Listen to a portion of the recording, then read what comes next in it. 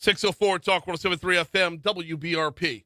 Mornings with Brian Haldane, off and running. Brian here with you, JP producing, starting you off at 67 degrees. It feels a little bit cooler this morning, starting you off at 67 degrees in downtown Baton Rouge. Ready for your Thursday show, ready to tackle a number of conversations. I'll give you the whole rundown in just a little bit. I'm looking forward to all of it. But coming up at 8:15, Scott McKay from the Hayride is going to be on, and we're going to talk a little bit about dialing down political rhetoric. And it's going to be a very interesting conversation because if you know anything about Scott McKay or you know anything about the Hayride, it goes to 11. So, hey, we're all over the map today. We'll get to all of it and I'll give you the full rundown in just a little bit. Let's start off, though, as we do, with top stories and trending.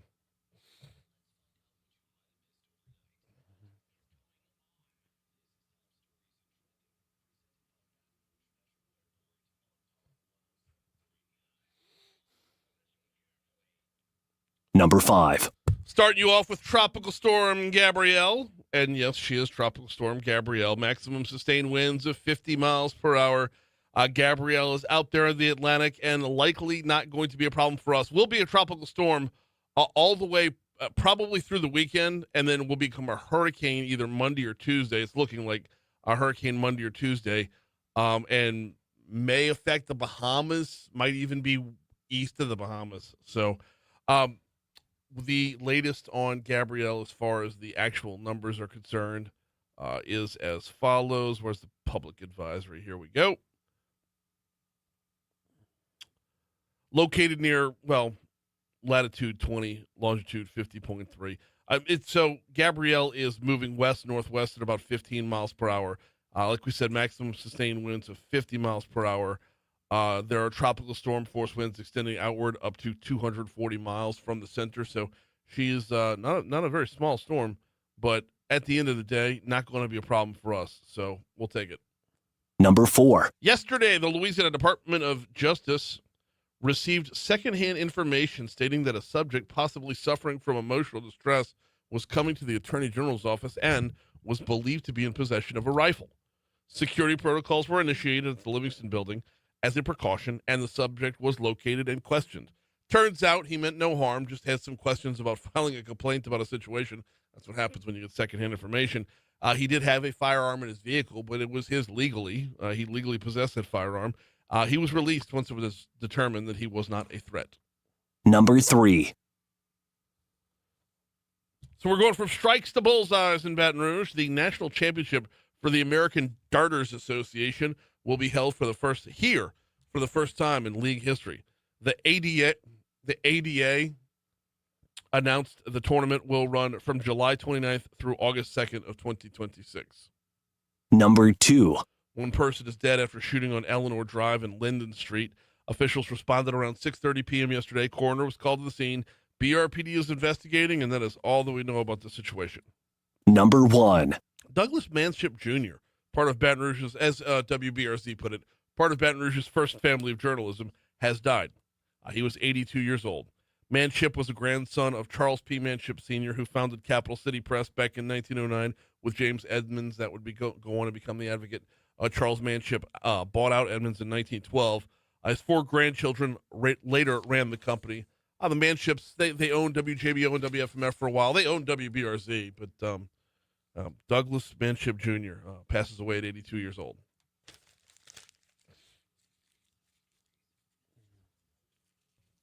What you got there, JP? Well, ABC suspends Jimmy Kimmel's late-night show indefinitely over his remarks about Charlie Kirk's death.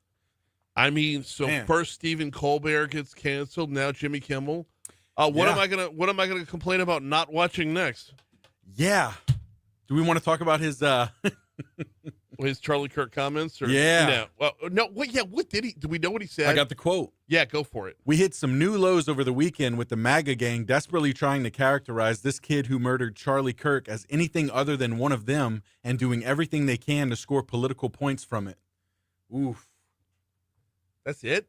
That was it. But it was enough for ABC to say, hey, we're backing off of this. There are a couple. There's got to be. He had to have called Charlie Kirk names, right? He had to have said No, that was, something honestly, about the I deceased. watched the clip last night when this was going Yeah. on, and I had to keep rewatching because I'm like, what did I miss? What did I initially miss? But no, Look, okay, full disclosure. I used to be a huge fan of The Man Show. I thought The Man Show was hilarious.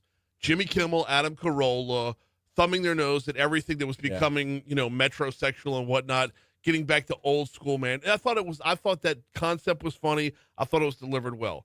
Somewhere along the way, Jimmy Kimmel got important. And a lot of times comedians become important, they stop being funny. And I felt like he was in that zone where he was too important to be funny anymore. Yeah. So I've got no, I'm not losing any sleep over them suspending the Jimmy Kimmel live show. Right. But that doesn't feel like enough to warrant that. Yeah, I think just people don't want to be associated with it. It looks like here from the Federal Communications Commission, Walt Disney, they don't really want to be anywhere near that. So I guess they're kind of pulling out. So wow. Yeah. Okay. But other than that, yeah, you're right. I mean, read it one more time, please. Okay. I had another quote as well. Where's it at? I'm sorry, lost it. What was the other quote? Okay. Oh, good. Oh, it was from Disney. This is Jimmy Kimmel's spiel. We hit some new lows over the weekend with the MAGA gang desperately trying to categorize this kid who murdered Charlie Kirk as anything other than one of them and doing everything they can to score political points from it. He's not alone in that. There were so many people over the weekend making that speculation. Brandon Carr, the chairman of the FCC, had seemingly threatened ABC, Disney, and Kimmel over his monologue about Kirk during a YouTube episode. Anyway, blah, blah, blah. He says this is a very, very serious issue right now for Disney. We can do this the easy way or the hard way. Disney needs to see some change here, but the individual licensed stations that are taking their content, it's time for them to step up and say this, garbage to the extent that that's what comes down the pipe in the future is something that, so it's just something that they don't even want to be near. They don't want to be near the political rhetoric or even mentioning it, I guess. So. It's, there used to be an adage, you don't talk about religion or politics. Yeah. And we threw that away a long time ago. Yeah. And we've been at each other's throats since then. I don't know that you could put the toothpaste back in the tube, though. Yeah. So. And this goes down to one of those things like freedom of speech, but not freedom of consequences. Oh, freedom. Okay. And I'm not sure, that's one of my triggers right there because freedom of speech does not mean you get to say whatever you want whenever you want. That's right. Freedom of speech means the government's not going to lock you up for it. Yep. Jimmy Kimmel's not in jail because he's got freedom of speech. Like, he can speak. And by the way, Charlie Kirk is not a member of our government, so it has nothing to do with that. Yep. You can speak out against your government and not be jailed for it. That's the extent of. And oh, by the way, the wording is Congress shall pass no law. Yeah. So Congress hasn't passed any laws to jail Jimmy Kimmel. That's the long and the short of that. Other consequences still exist. People always claim free speech, and that's not what this is. So, that's right. All right, mini rant over. Yes. What else you got? As expected, the Federal Reserve cut its key interest rate by 1/4 point yesterday. Let's go. And don't be surprised if they do it again later this year. Don't be surprised if they do it twice. Ooh, okay. I was reading up on this by a the end little of bit the last year? night. So, yeah. Just to clarify, this is the end of 2025. because they're going to have, I believe that was their meeting after they meet quarterly, right? So there are two more, well, I guess that's the last one might roll over into 26, but this is what the Trump administration has been wanting. Probably not as much as the Trump administration wants. Yeah. But there's validity to the theory that you strike while the iron's hot. And this will be very good for those who want to strike while the iron's hot.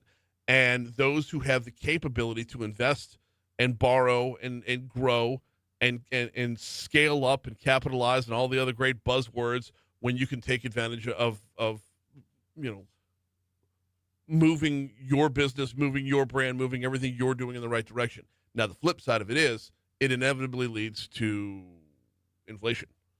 So, and that's why Jerome Powell, and that's why the Fed has to remain independent of all of it. They have to look at everything for the whole chessboard, not just one side or the other. So. That's right. In other news, Charlie Kirk fans are petitioning Starbucks to put Charlie's go-to drink order on the menu nationwide. In case you're wondering, it's a Mint Majesty tea with 2 honeys. I saw that on TikTok yesterday. Yep. They're asking.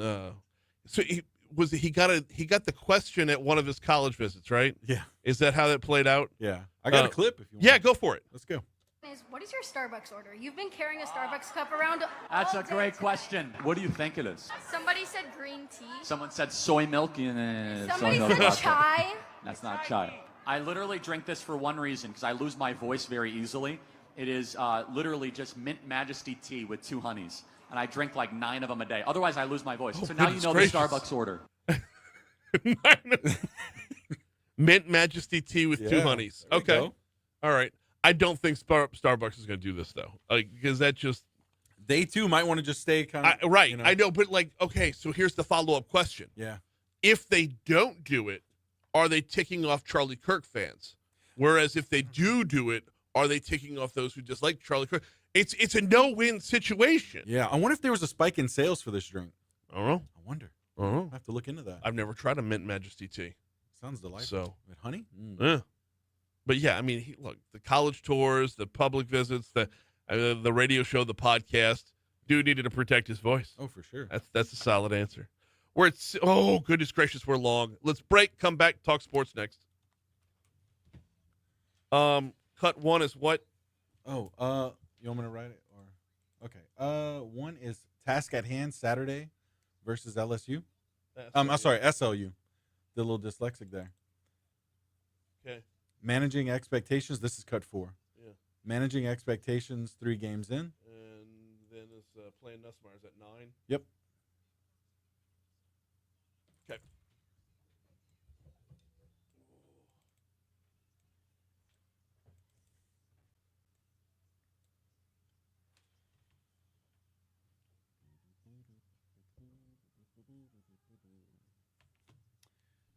Hey, good morning, Facebook crew. Let's see. Good morning, Renee. Good morning, Keith. Ronnie.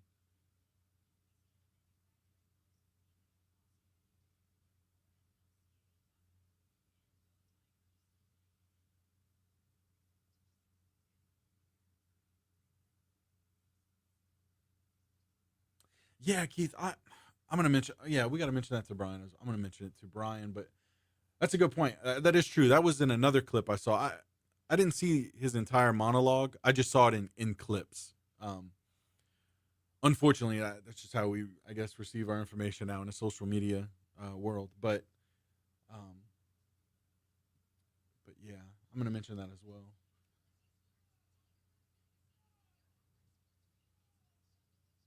Okay, it was 2 nights where he said something that got him taken off the air. I believe the 11th and 15th. Yeah, where that quote was coming from that I read was from his show on the 15th. I believe it was the 15th. So Keith brought up another quote that he said. And I kind of forgot about this during the segment, but he says that of Trump Trump's grieving over Charlie Kirk's death is not how an adult grieves the murder of someone he calls a friend. This is how a 4-year-old mourns a goldfish. He meant that was another thing that he... Okay, but see, right, so separate those two. Yeah. That he's making a joke about a government like that, to me, that... So I told Keith, that's the way because when I got the clips, I didn't see the whole monologue. I just got it in those clips, those 2 different clips. So...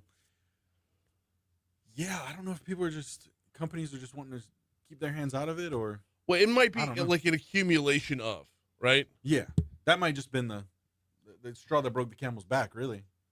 You know, because who knows, like, what else they're facing.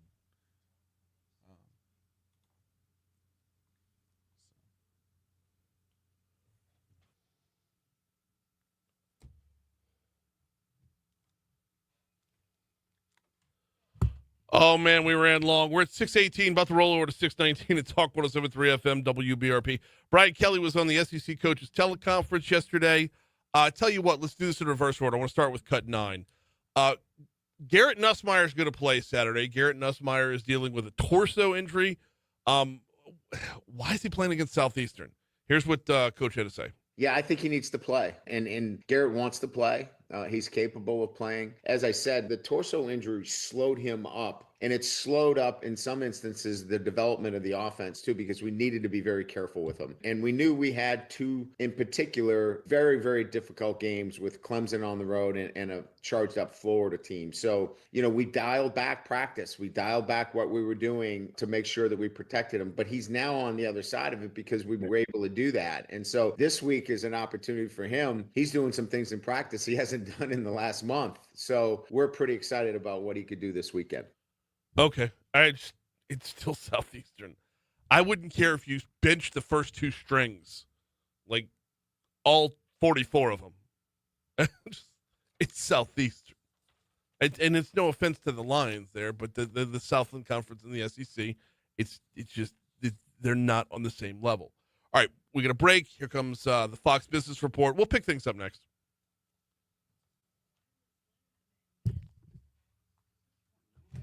Good morning. I'm running way, way behind. I was at an event last night, so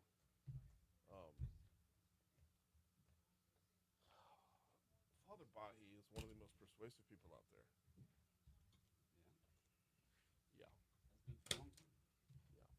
Yeah. It's nice to be reminded once in a while. Was at an event for Metanoia Manor last night, which is an amazing outfit. All right, you have the Matt Lee, the full 2 minutes there. Okay. Let me play the getting ready for Saturday cut one first, and then we'll go over to it.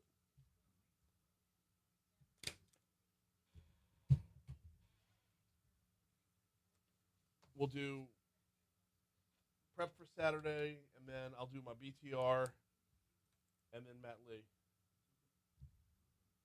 Matt Lee.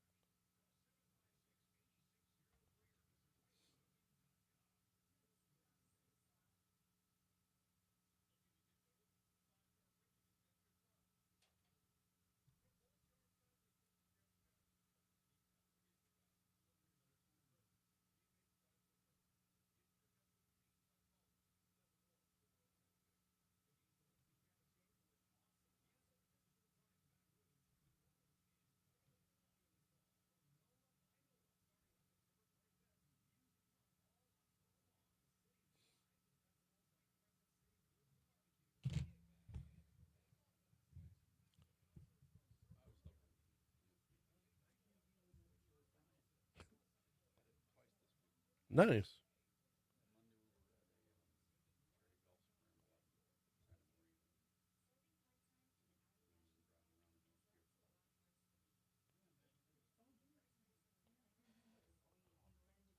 Oh, we're very big with the beer cart girls.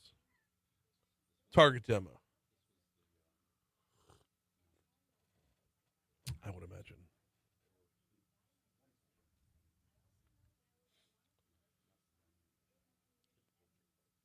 So we don't subscribe.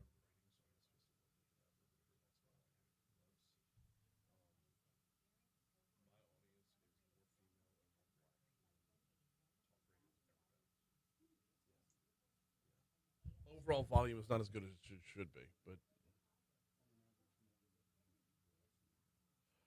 $6,000, $7,000 up in there. Yeah, I mean it's difficult to gauge, like because when they give you the numbers, it's weekly. Weekly cum is $30K. No clue. No. Oh wait, this is me.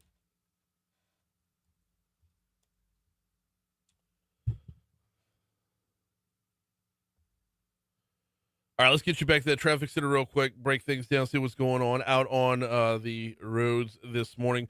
We're actually looking pretty good over on. Oh, wait, whoa. I spoke too soon. Spoke way too soon.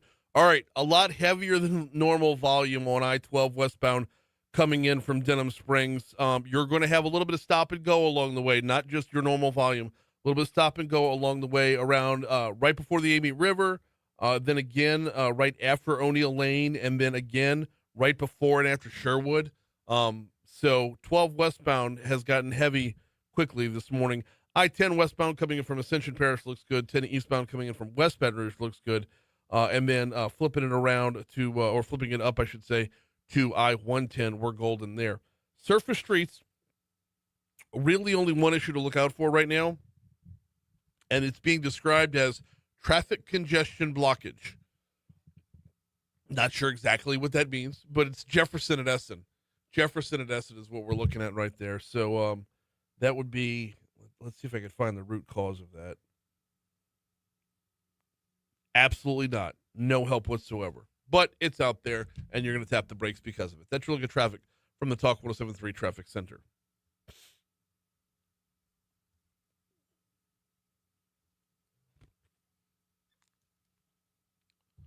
Hey, we're going to do both one and four. Because I got to redirect. Okay. We're at 625 at Talk 107.3 FM, WBRP, Mornings with Brian Haldane, rolling right along. Let's go right back to Brian Kelly on the SEC coaches teleconference yesterday, because Nussmeier is playing this weekend against Southeastern. So what's the prep looking like for Southeastern? This is a big week for us to continue to improve. We've got a lot of work to do. Certainly from an offensive perspective, we feel like we're improving, but we need to be able to do that when it's time, and certainly Saturday gives us another opportunity to get to that level where we believe our offense will be. Okay. And if you're running your number one out there when he's not 100%, that'll play into it. But the hope is that this weekend sets up for later. LSU is still, in spite of us complaining about the offense, 3-0. We heard from Kirk Herbstreit. We heard that audio yesterday that Herbstreit believes they should be number one in the nation. So expectations are starting to rise a little bit. There's no beauty points, for winning 18 games over the last 3.5 years. Only Georgia and I believe Alabama have won as many SEC games. So, I could see if we were well below the expectations, but I just think we need to enjoy this team. Are there things that we need to get better at? Absolutely. And we're committed and as passionate about it as our fan base. But, at the end of the day, we're putting a product on the field and guys are working to get better. It's exciting defense this year. And, I'd like to rally around that. And kickoff this Saturday is 6:55 p.m. on our sister station, Eagle 98.1. Talk about putting the product on the field. They're putting the product on the field home and away. And when it comes to those away games, if you haven't booked your flights yet, Baton Rouge Metro's got you covered. Whether you're talking about going to Vandy, going to Alabama, going to Oklahoma, these 3 road games right here, flybtr.com is your literal launching point to get there. They've added direct flights specifically for the LSU games that go into Nashville, Birmingham, and Oklahoma City, respectively. Want to learn more? Check out flybtr.com. And, of course, all through football season, I'm telling you about those added flights just for LSU. Let's not forget, got business in D.C.? Flybtr.com is your home there. There's a daily flight, leaves about 7:15 in the morning, comes back that evening. Get your business done in our nation's capital. Same-day turnaround, flybtr.com. While we're talking LSU, let's move over to the interim president. He gave kind of the State of the University address yesterday. This is a longer clip, but I just want to let this roll because he's setting the table for a lot. This fall, LSU's flagship campus welcomed the largest incoming class in our history, close to 8,200 first-time freshmen. But it's not just the biggest, it's the most academically accomplished. The average high school GPA is 3.85, and we welcomed over 450 valedictorians, a 23% increase over last year. We enrolled over 5,000 Louisiana residents in this record-setting freshman class, an 8% increase from last year, and I believe the largest number of Louisiana students ever to start here as a freshman cohort. And this momentum isn't limited to Baton Rouge. Statewide, we're seeing record-breaking milestones. Eunice recently awarded 514 associate degrees, the highest in its history, and they just set another enrollment record. Alexandria also set an enrollment record, welcoming its largest class in 60 years. Shreveport recently surpassed 1,700 graduates, and like everyone else, just set another enrollment record. And LSU Health Shreveport recently celebrated its largest commencement ever. These records aren't just a bragging point for LSU. By recruiting and educating more students than ever before, we are directly injecting high-caliber talent into the local and state economies that drive Louisiana's future. While Huron Consulting Group recently predicted that hundreds of colleges may close in the coming years due to enrollment struggles, LSU institutions are thriving. They're standing as a bright beacon of hope for people who want a brighter future. We're growing strategically and working to ensure every student is surrounded by excellence so we can graduate not just more students, but more accomplished and more prepared students. Because success isn't just measured in diplomas, it's measured in readiness. That's interim president Matt Lee giving a State of the University address. Can I just lobby for this guy to get the gig? I mean, I know the board's going to do their due diligence and find the right person, but I am hard-pressed. This is a guy who steps to the microphone and loves LSU first and foremost. He has pride in who we are, not poor-mouthing where we're not. And he did so statewide, like not just the Baton Rouge campus. He broke down the whole state for you and continued to do so for the next 25 minutes or so. He is a cheerleader for LSU first and foremost. I would love to see him get the gig. Here's news.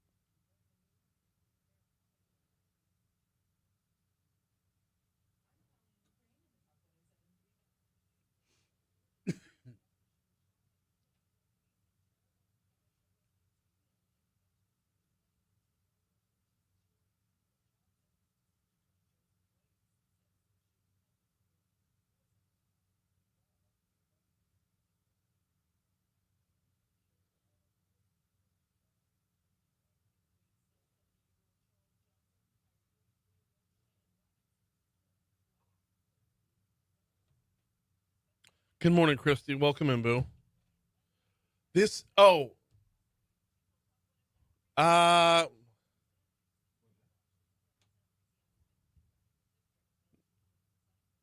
No, she didn't. Before you go to traffic, come back to me and get that let low cut ready.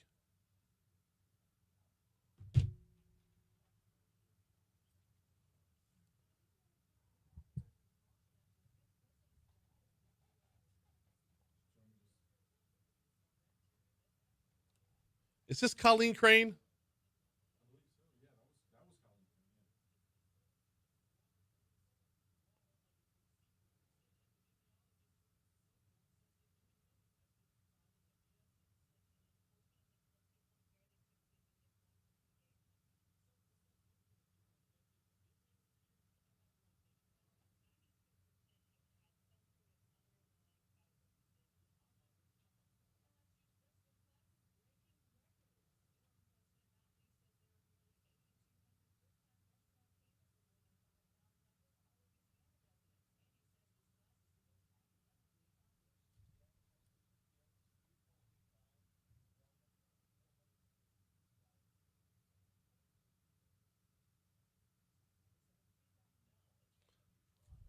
I asked you to come to me before starting that. Leave it be. Leave it be.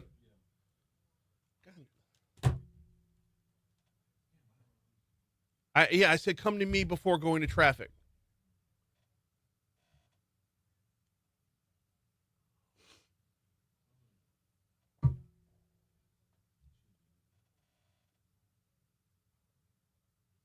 Because once you go to traffic, all the rest of it fires off automatically. Like I wanted to get the clarification in there because she gave the wrong news or inaccurate news. I don't know. No, she didn't have a clip of Julia.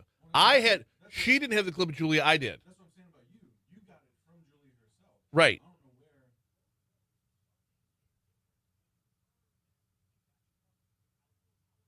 That was Colleen Crane, right? Is it loaded in here or is it loaded over here? Where is it? Okay.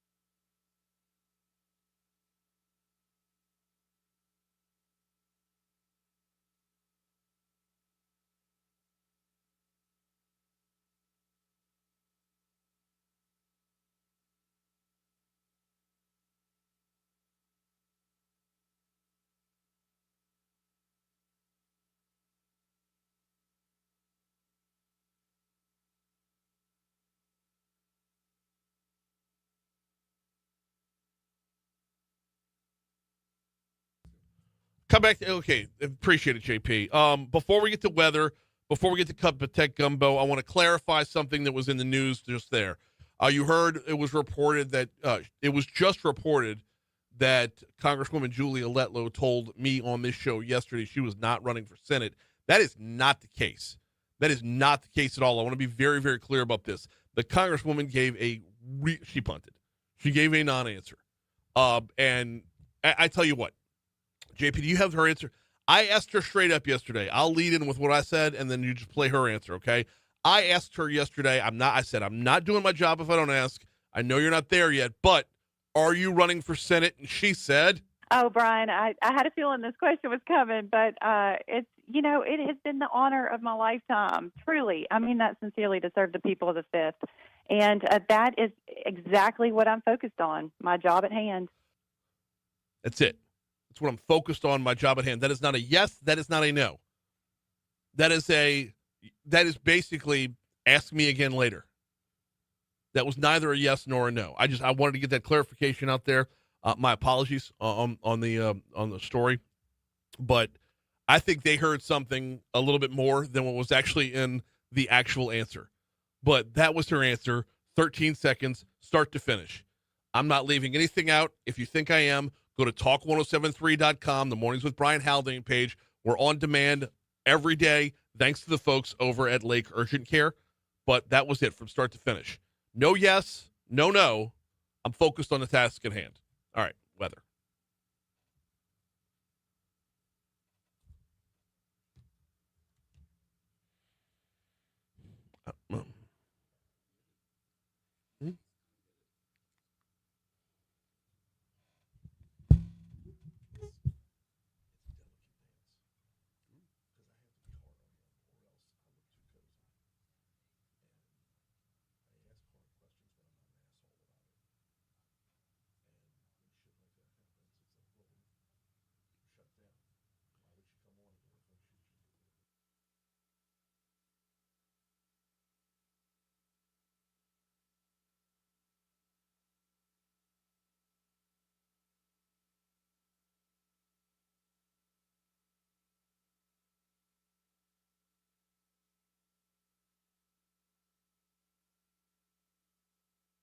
638 Talk 107.3 FM, WBRP, mornings with Brian Haldane, rolling right along. Whew. All right, we're moving fast, and it's already time for a cup of tech gumbo.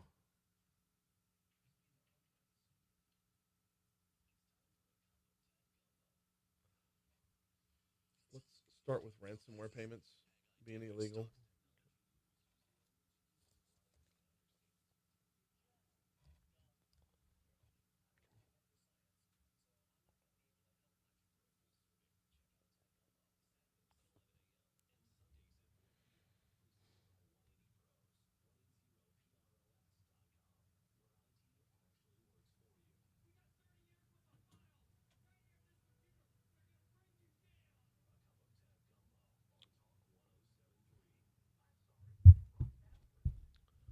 What you say, Haggai? I'm here, Brian. That's plenty. This late in the week, I don't think we can ask for that much more. It's been fun. Yeah. Been a fun week. Yeah. I mean, starting off with, sports reporters getting ripped a new one in a post-game press conference, and the coach comes back and apologizes, and then everybody wants to complain about a stagnant offense for a team that's undefeated. I kind of understand coach's point of view. We play the game to win, not to run up stats, and we're 3-0. We scored more points than the opponent. Sure, we can roll with that. I mean, but I also get why Cowell asked the question. Yeah, because 2.2 yards per carry does not cut it in the Southeastern Conference or anywhere. It's a legitimate it's only question. a matter of time. There are aspects of the game that, Moscona talks about it the best. He's got the best line there is on this. Winning masks deficiencies. True. And right now we're winning, and our deficiencies are masked as a result of it. And it's only a matter of time before those deficiencies get unveiled, revealed. And Cobble asked the question to stay ahead of that curve. So, still, we get to have fun. Point and laugh. All right, we got a lot of ground to cover here. I want to start off with, I don't know if this is the biggest story out there, but it's definitely the one that caught my eye because it's this, backwards enforcement. The headline reads, ransomware payments are banned in the public sector. Should businesses still pay? UK government is introducing a ban on ransomware payments for the public sector and critical national infrastructure, but there could be unintended consequences here. Walk me through this. So in the United Kingdom, they have said now if you get ransomware in any government entity, you cannot pay the ransomware. Mm-hmm.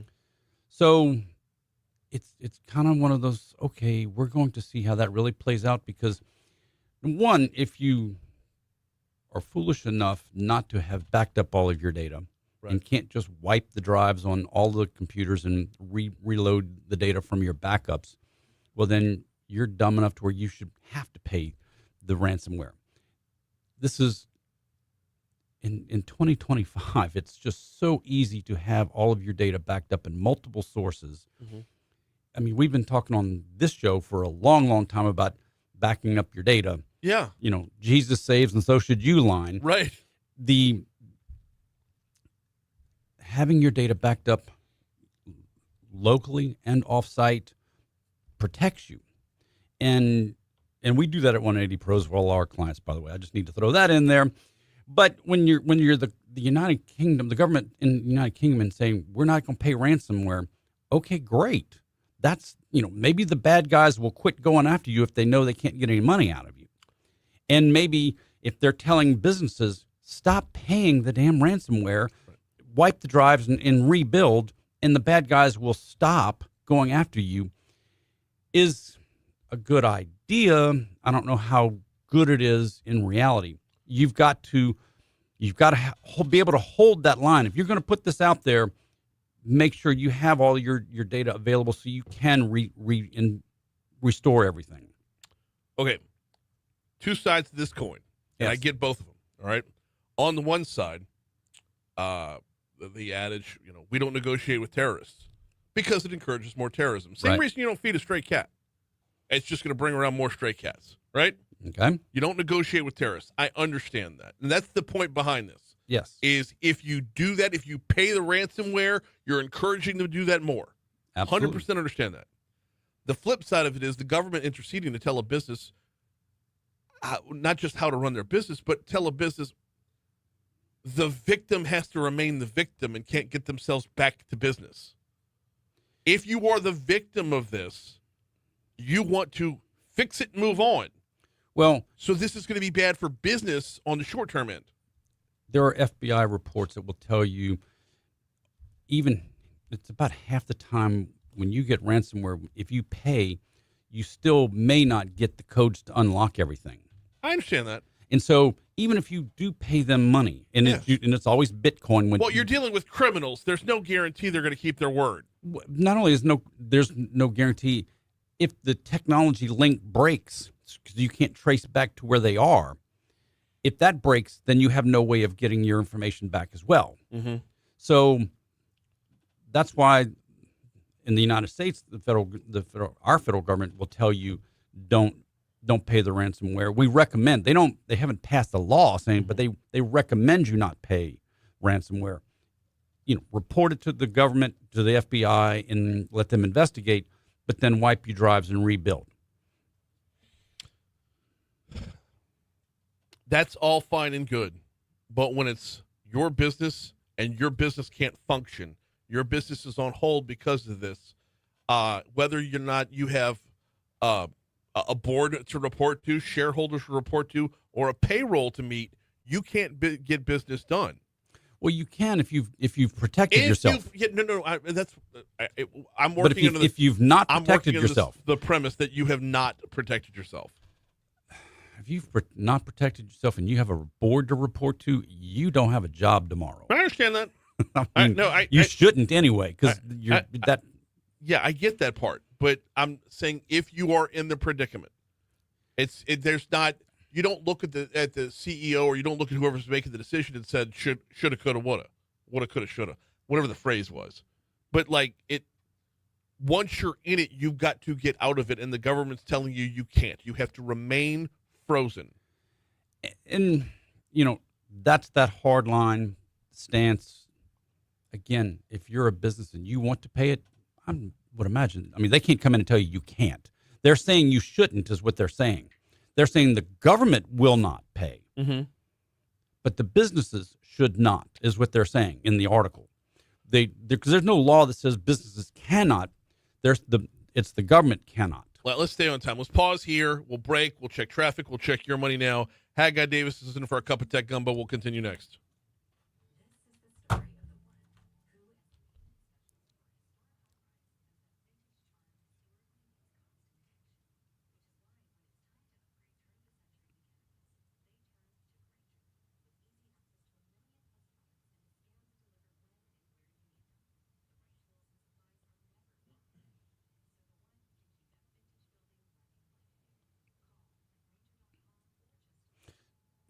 I do want to go back to the TikTok toilet story.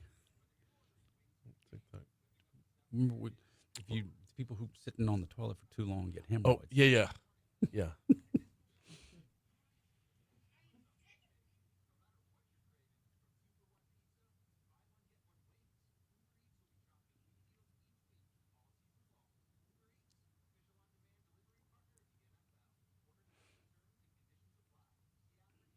Can you go into the news call and make sure that's Colleen, whose voice I heard? I'm 95% sure that's Colleen. Yeah. But before I call her, I'm not going to light her ass up. We've been a long time. We've been friends for 20 years. Just tell her.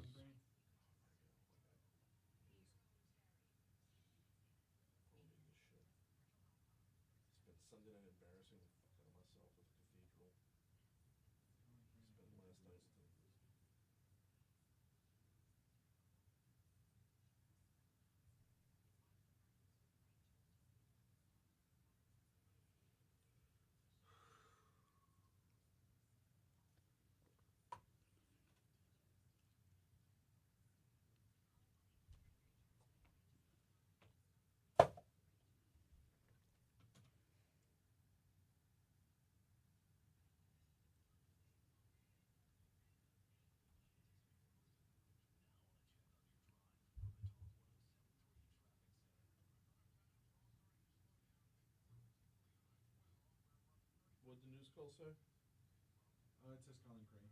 Okay. Colleen Crane, and then there's. Not that it matters, but Andrew Greenstein Had the individual. Andrew had the individual story. Yeah. So Colleen just ran with it. It's.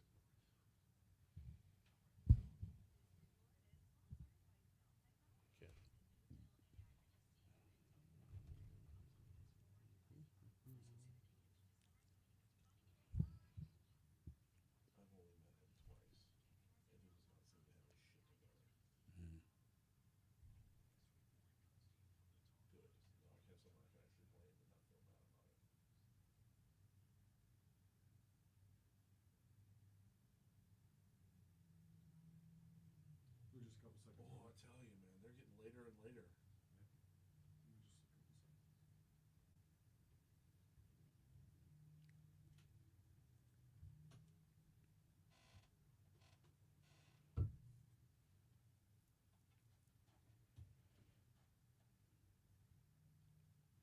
We didn't we didn't record a new show this week, but I do want to. We'll start off with iOS 26. Tell people don't switch to that right now. Oh, don't? No. Okay. Like give it a month before you because it's a big change to a lot of things and it's going to piss a lot of people off. Good to know. And there's still some bugs in it. How long ago did the update come? Yesterday or Tuesday. Normally, I get an immediate. This is a full. This isn't like going to iOS 16.1 to 0.2. This is a full number upgrade, going from 16 to 26.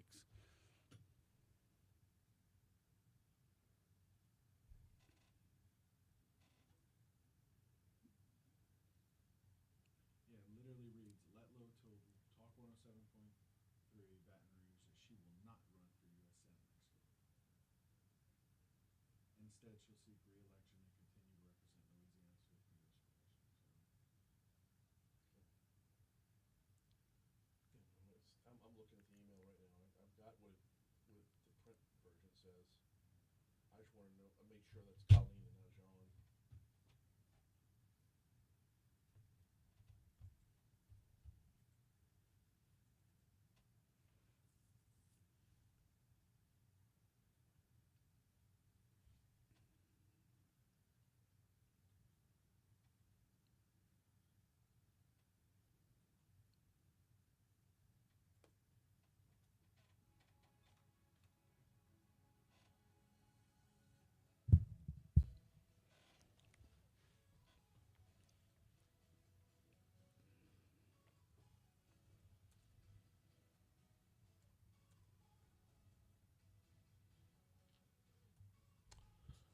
.652 Talk 107.3 FM WBRP mornings with Brian Haldane rolling right along.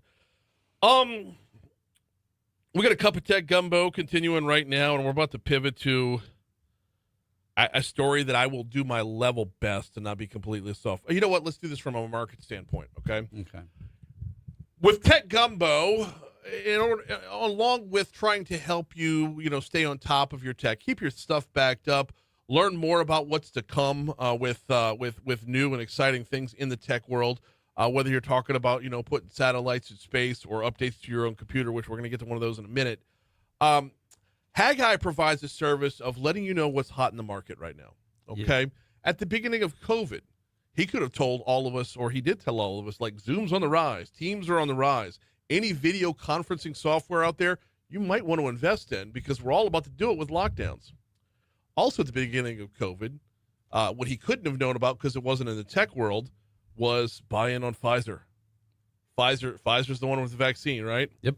Well, today I feel safe in saying double down on that Pfizer stock because Pfizer is the makers of Preparation H. I was wondering where you were going with that. You take it from there, Haggai. I'll leave you to do the dirty work. Okay, so a Boston researcher started doing some research, if you will, on people using their phones while they're going to the bathroom. Yeah, we all do it. And it turns out that a lot of people who use their phones scrolling endlessly through TikTok, if you do it for too long, it leads to hemorrhoids. Sitting on the toilet. Sitting on the toilet is not a good thing for an extended amount of time. The researcher found that if you spend more than 5 minutes, and this was all they did the research on people over the age of 45. Okay. But when you're more than 5 minutes on the toilet, just endlessly scrolling, your chances go up by 45% of having hemorrhoids. Mm-hmm. When you spend 10 minutes or more, it goes up by 65%. Yeah. 15 minutes or more, it's an 80% chance of increase of getting an increase in chance of getting not an actual guarantee, but this was a lot of people. This wasn't a major study with thousands of people, but this was a big enough sample size to where do your business and move on. Yeah. You know, blank and get off the pot. Yeah. Not blank or blank and. Yes. Yeah. So, couple things here. Couple things to remember. The numbers are increasing as the length of time increases. Also need to remember, TikTok doesn't end. That's right. You scroll, there will be another video. There's no scrolling. It says you have reached the end of TikTok. Which is, and this was, to me, I thought it was very funny and it loosely tied back to technology. It's definitely tied to technology. You're using your smartphone, now, right? And so they did say in the story, this is not the same as sitting on a chair where your pelvic floor is supported by a chair. There's no support when you're sitting on the toilet of your pelvic floor. Okay, now this brings up a philosophical question, Haggai. From the same people that brought you as a hot dog a sandwich, is a toilet a chair? I'm going to say no because it doesn't support you the same way that a full chair does. Okay. A toilet has a more functional. You sit on a toilet. Yeah, but a toilet has a much more functional purpose than a standard chair. Here's the flip side of this, and you know who's going to be the most unexpected demographic on this one to be susceptible? I'm listening. It's going to be the parents of multiple children because there's no children in the bathroom. It's quiet in the bathroom. Oh, not little kids. When the little one's crawling around. It is the place for once they're past crawling age. Yes. Once they're mobile, once they're let's say anything 4 and up. Yes. 4 and up, right? But from 4 until they leave the house, give me a break. I'm going to lock the door. I will lock the door. I'll light a candle. Light a match. I'll light a candle, but it's quiet in the bathroom, and it's worse for moms. Oh yeah. Yeah. So. Absolutely. You thought the kids were up your butt. Just wait till you see what's next. Yeah, so TikTok. Don't do TikTok on the toilet. Or buy Pfizer and take advantage of it. There you go. Yeah. Who needs to track Nancy Pelosi stocks? We've got the insider trading right here. There you go. It's so good. We got more real business before we get out of here. Yes. Let's that was topic number 2. Topic number 3 is a lot more serious. iOS 26 came out this week. Do not upgrade your phone to this right away. Hang on now. This is a little bit different from the normally when you see an upgrade, you want the upgrade, right? Correct. If it was iOS 16.3.1, yes, you want that. When it's going from 16.1.1 to 16.1.2, right. Yes, those are quick fixes and those are patches. This is a full operating system upgrade going from iOS 16 to iOS 26. So you want to definitely give this a pause. Let everybody else go out and upgrade to this newest operating system. There will be some cool features in it. Liquid glass is going to make your screen look different, but it's going to change some things that's going to really make people mad that they're not ready for. There's also always going to be bugs the first time these things roll out. Wait till iOS 26.1 comes out or 26.2 comes out before you make this full upgrade. Okay, I always do the upgrades simply because I am scared to death that my phone will do it on its own in the middle of the night and I'll lose my alarm clock. So it won't do the automatic upgrade to go when it's a full upgrade like this. When it's an operating system upgrade, not a patch. Right. The patches are what automatically updates. Mhm. This is an upgrade. Right. And so an upgrade will not automatically load. Okay. All Or right. shouldn't. What's liquid glass? Well, we got like 15 seconds. What's liquid glass? It's just going to change the way the screen. You can make the icons look bigger, and you can change all kind of stuff on the home screen and stuff like that. So I can sit on the toilet longer and see it? Yeah. All right. He's Haggai Davis. Get your full serving of Tech Gumbo. Weekends on Talk 107.3 and anywhere you get your podcasts on demand. Always appreciate the time. Thanks, Brian. Hour 2 is coming up next. Let's check news, traffic, and weather on Talk 107.3. That was fun. That was fun. That was really, that was...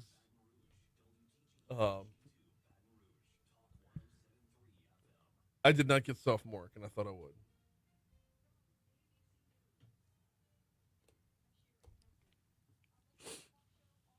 Yeah, when I saw that headline the first time, I was like, we're doing that story. Because, I mean, you got, with all the noise that's out there right now, Yeah. all the negative everything, having Yeah. something just to laugh at. Yeah. And it's not an AI story. It's not it is TikTok, but it's not, is Trump making Well, it could be sell. Reels just as easily. It could be Twitter just as easily. Yeah, It could be absolutely. anything that Oh, scrolls until it keeps scrolling. Absolutely. I mean, Anything you could scroll to infinity. that's right. So, But it was just a fun story to get away from all the heavy but you like the stuff way I that's turned out it into a stock tip? I did. Okay. I told you before, I love the way you can pivot on things like that. You've got such a, you're. Oh, thank you. Oh, man. So was Brian, I hope that was a self-reported outcome of study. I wouldn't want to be the Say again? Yeah, he said, I wouldn't want to have been the research assistant on that, having to go, you're having people self-report their findings. Right? All right, bend over. Let me check. No, I don't want that. No, nobody wants I that. don't want that job.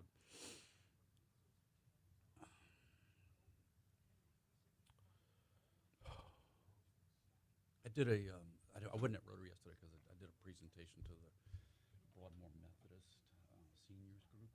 Holy Chew is the name of they get together at lunchtime. And these are all senior citizens. They wanted to learn about artificial intelligence. Okay. It was a really fun group to sit there and, I went about 30 minutes talking and 30 minutes of Q&A with it. And they were fun. Then let me, I only had two really good jokes in the new news. One was they're building a subdivision of $2 million+ homes off Highland and PQ. And I know everyone was expecting the punchline to be about the $2 million homes. I said, who wants to bet that the subdivision is done being built before that interstate exit opens up? That's a good line. And then my last news story was, in the world of sports, we have an injury update. Michael Cobble's recovering nicely. And that brought down, that was the winner. That's a good one. Yeah. That's a good one. Bye, Pfizer.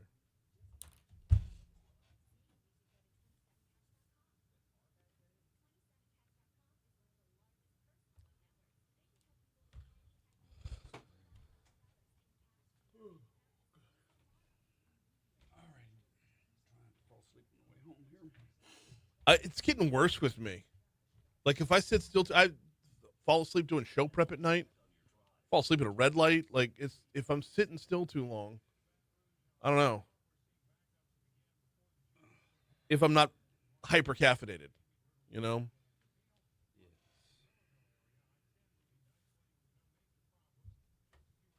I did finally get back before you said Bellwether. Bellwether's the name of it. Yeah, I went and looked up. So yeah, so I've needed them twice before 6 a.m. and both times they were hyper responsive. And so our router is the main router is in a closet on the other side that doesn't even look like a closet. It's like a hidden door. But so they have like pictures that they're looking at of our whole building. And the guy like on the phone with me, I'm like, I have no idea, blah, blah, blah. He's like, okay, it says it's on the 4th floor. And I'm like, there's like a conference room and 2 offices. He says, on the business side. I said, okay, so I go over there. And he says, okay, you see that first cubicle? there's a closet behind there. And I'm like, there's no freaking way there's a closet behind there. And sure enough, I open it up like Harry Potter. There's a magic room behind there with it's all dark and everything because it's 5 a.m. and it's like green lights spilling out and whatnot. And he was like, "There's your router here." So you restarted the whole thing. Like everybody was down, and he had the whole thing back up and running in like 5 minutes. Nice. Yeah. So I would.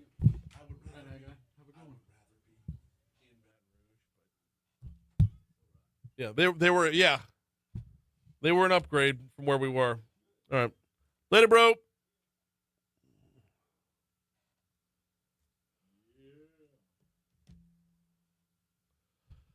.705 Talk 107.3 FM WBRP mornings with Brian Haldane rolling right along. Hour 2 coming your way right now. Brian here with you. JP producing. We've got a busy second hour for you. We are talking education in our next segment. We are talking with Adonica Duggan from the Baton Rouge Alliance for Students. There's a number of topics within that discussion that we're going to cover.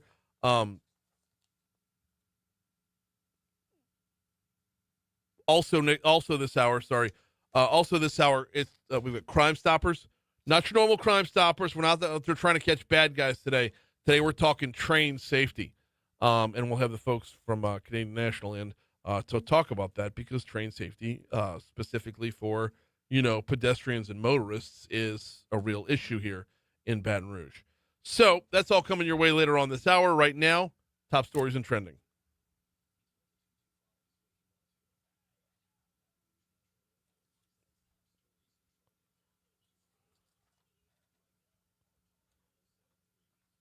Number 5. Yesterday, Louisiana's Department of Justice received secondhand information stating that a subject possibly suffering from emotional distress was coming to the Attorney General's office and was believed to be in possession of a rifle. Security protocols were initiated at the Livingston building as a precaution. The subject was located and questioned. Turns out he meant no harm, just had some questions about filing a complaint about a situation. He did have a firearm in his vehicle, but that firearm was legally his. He was in legal possession of the firearm. He was released once it was determined that he wasn't a threat. Number 4. We're going from strikes to bullseyes in Baton Rouge. The national championship for the American Darters Association will be held right here for the first, not right here in the studio, right here in downtown Baton Rouge, for the first time in league's history. The ADA announced the tournament will run from July 29th through August 2nd of next year. Number 3. One person's dead after a shooting on Eleanor Drive and Linden Street, officials said. Response went out at 6:30 p.m. yesterday. Coroner was called to the scene. BRPD is investigating, but we don't have a whole lot of information about the victim, motive, suspects, anything like that. Number 2. Douglas Manship Jr., he passed away at the age of 82. Manship was a grandson of Charles P. Manship Sr., who founded Capital City Press in 1909 with James Edmonds, bought him out a couple years later. His 4 grandchildren later ran the company with the Advocate and whatnot. The Manships also own WBRZ, our news partners, right over there, right around the corner over there on Highland Road. Manship, like I said, 82 years old. Number 1. Costs is going up over in Tangeville Parish. Cleanup costs are mounting after the explosion at Smitty's Supply in Roseland. According to the Advocate, the Environmental Protection Agency already has a $39 million tab to clean up the August explosion. And that number is only going up from here. The explosion, by the way, forced residents and businesses to evacuate for days. In the aftermath, hundreds were laid off from their job. A dozen lawsuits have already been filed against the company. There will be more to come. According to a warrant notice filed with the Louisiana Workforce Commission on August 25th, 450 employees were affected by the layoffs.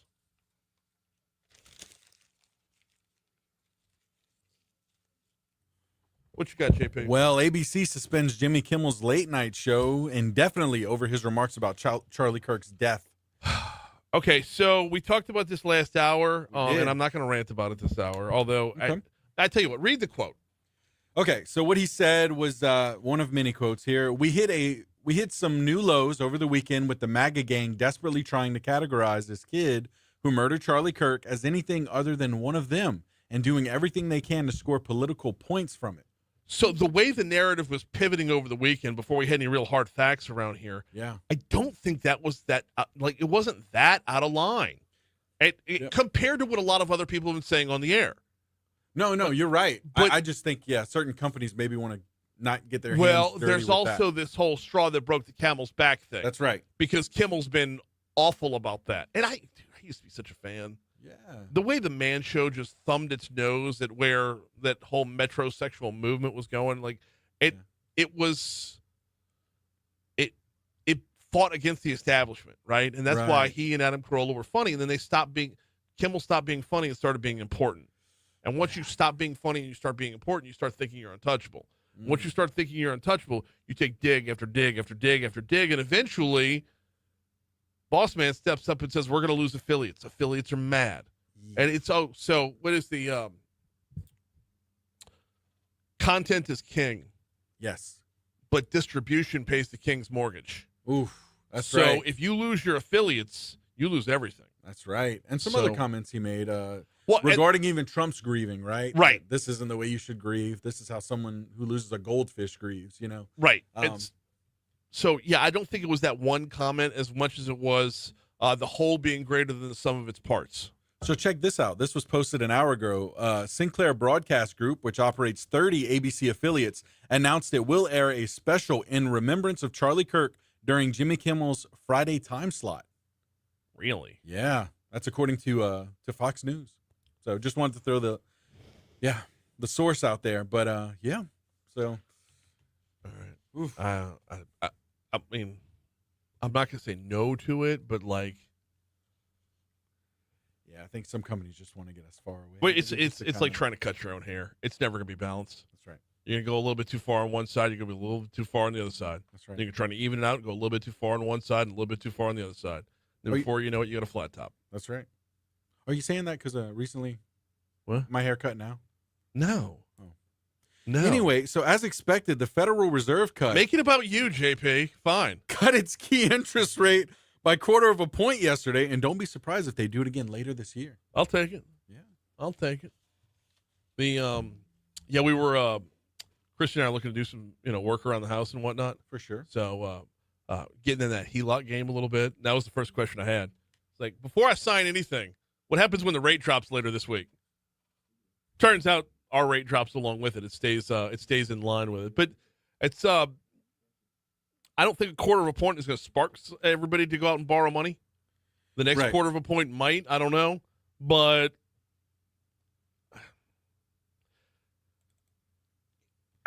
what I'm curious to see on this is like what the White House reaction is. Like, not enough, or finally they did what we told them to do. Because if it's finally they did what we told them to Right. do, that is so bogus. They did what they believed was right. It just happens to be the same thing that you wanted. Like, it's not correlation. Yes. Shout out to my buddy Jay, who correlation does not mean causation. There you go. Hey, that's good. In other news, Charlie Kirk fans are petitioning Starbucks to put Charlie's go-to drink order on their menu nationwide. In case you're wondering, it's a Mint Majesty tea with 2 honeys. And how do you know that it's a Mint Majesty tea Well- with 2 honeys? Because according to Charlie Kirk, What is your Starbucks order? You've been carrying a Starbucks cup around. That's all a day great today. question. What do you think it is? Somebody said green tea. Someone said soy milk and soy Somebody milk said latte. chai. That's not chai. I literally drink this for one reason, because I lose my voice very easily.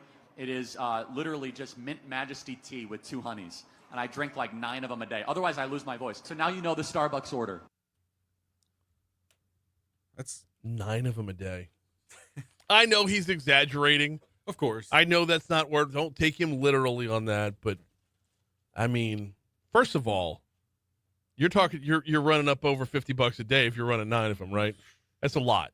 I'm assuming, like, okay, assuming they're around $5. Oh, yeah. Okay. Yeah. 5 times 9 is 45 plus tax gives you 50 plus. That's right. Right? Yeah. They're probably more than that because he said 2 honeys. I'm not. I don't frequent Starbucks. I don't know. I'm more of a CC's guy. Keep it local, right? Oh yeah. That's when I go to a coffee shop. For I'm a sure. Red Bull guy. So that's a pretty penny he's dropping, Oh yeah. or was dropping, I should say, on Mint Majesty tea. Yeah. Solid choice though. Is it? That honey, man. I'm sure. Well, yeah, the honey, absolutely. That's good for all of us, man. Local honey's good. I don't know about the national stuff. Yeah. But Of course, got to keep it local. yeah, well, Charlie Kirk. That's not to mention, it's a lot of time going wee wee. You drinking Oh, none of yeah. those? That's whew. Second half of his day is booked. Yeah. We're at 7:13 to Talk 107.3 FM. Quick break, come back. We got Adonica Duggan up next. All right. Yeah, she's on the line.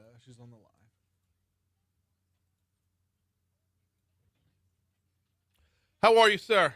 Doing good. How are you? Doing very well as well. I love coming back here. This is where I learned how to go on radio. I've done 5 so far this week. So. Oh, wow. This week and last week. So. Yeah, I've been seeing, was it BRZ where I saw earlier in the week? Yeah. I think it was. Yeah, we did a photo. I did a news story out there at Airline Highway. So hopefully getting the word out there. We're not too good still, but it's a never-ending problem.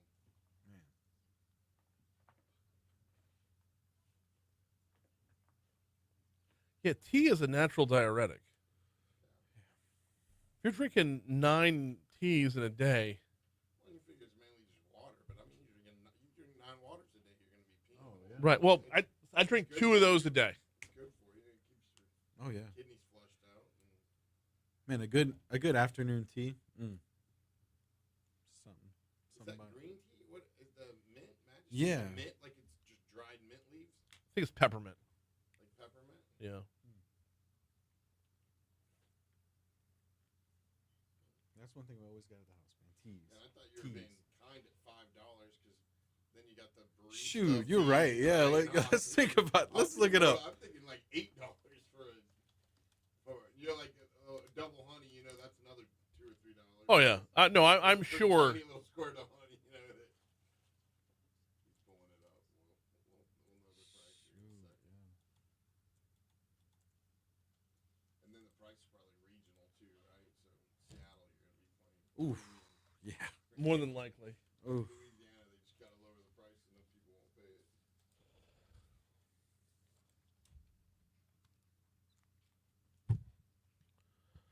Talk 107.3 is your new home for Ken Trahan's original prep football report. Get live in-game updates, a full statewide scoreboard, and check-ins with correspondents from every corner of the state. Friday nights this fall from 6 to 11 p.m. is Ken Trahan's original prep football report, presented locally by Dr. Pepper and the Harold Perkins Jr. Tuition Program on Talk 107.3. And before they play football, well, they go to school. And for that, let's talk a little education. I want to welcome Adonica Duggan back. How are you? I'm doing great. We are back in the thick of it with the school year, huh? Yes, which is both a blessing and a curse, right?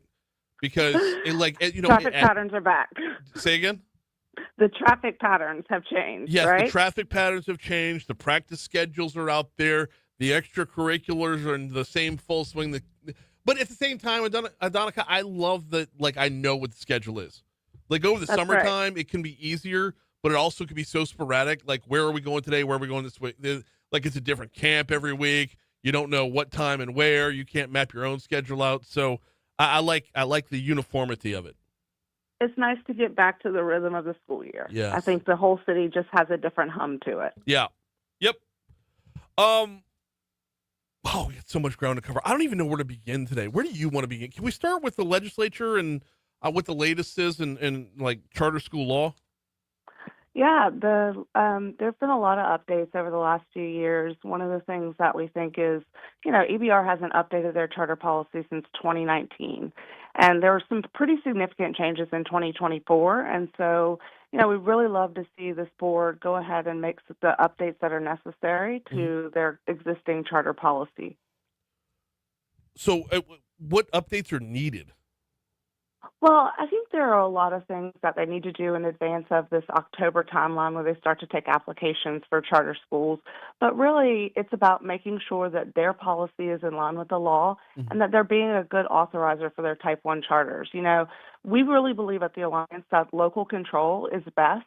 You were just talking about local coffee and local honey, and local control is best, right? Yes. And so, we think that making sure that the district is working in partnership with the charters that they have authorized and holding them to a set of standards that are very clear in advance of that application process is important.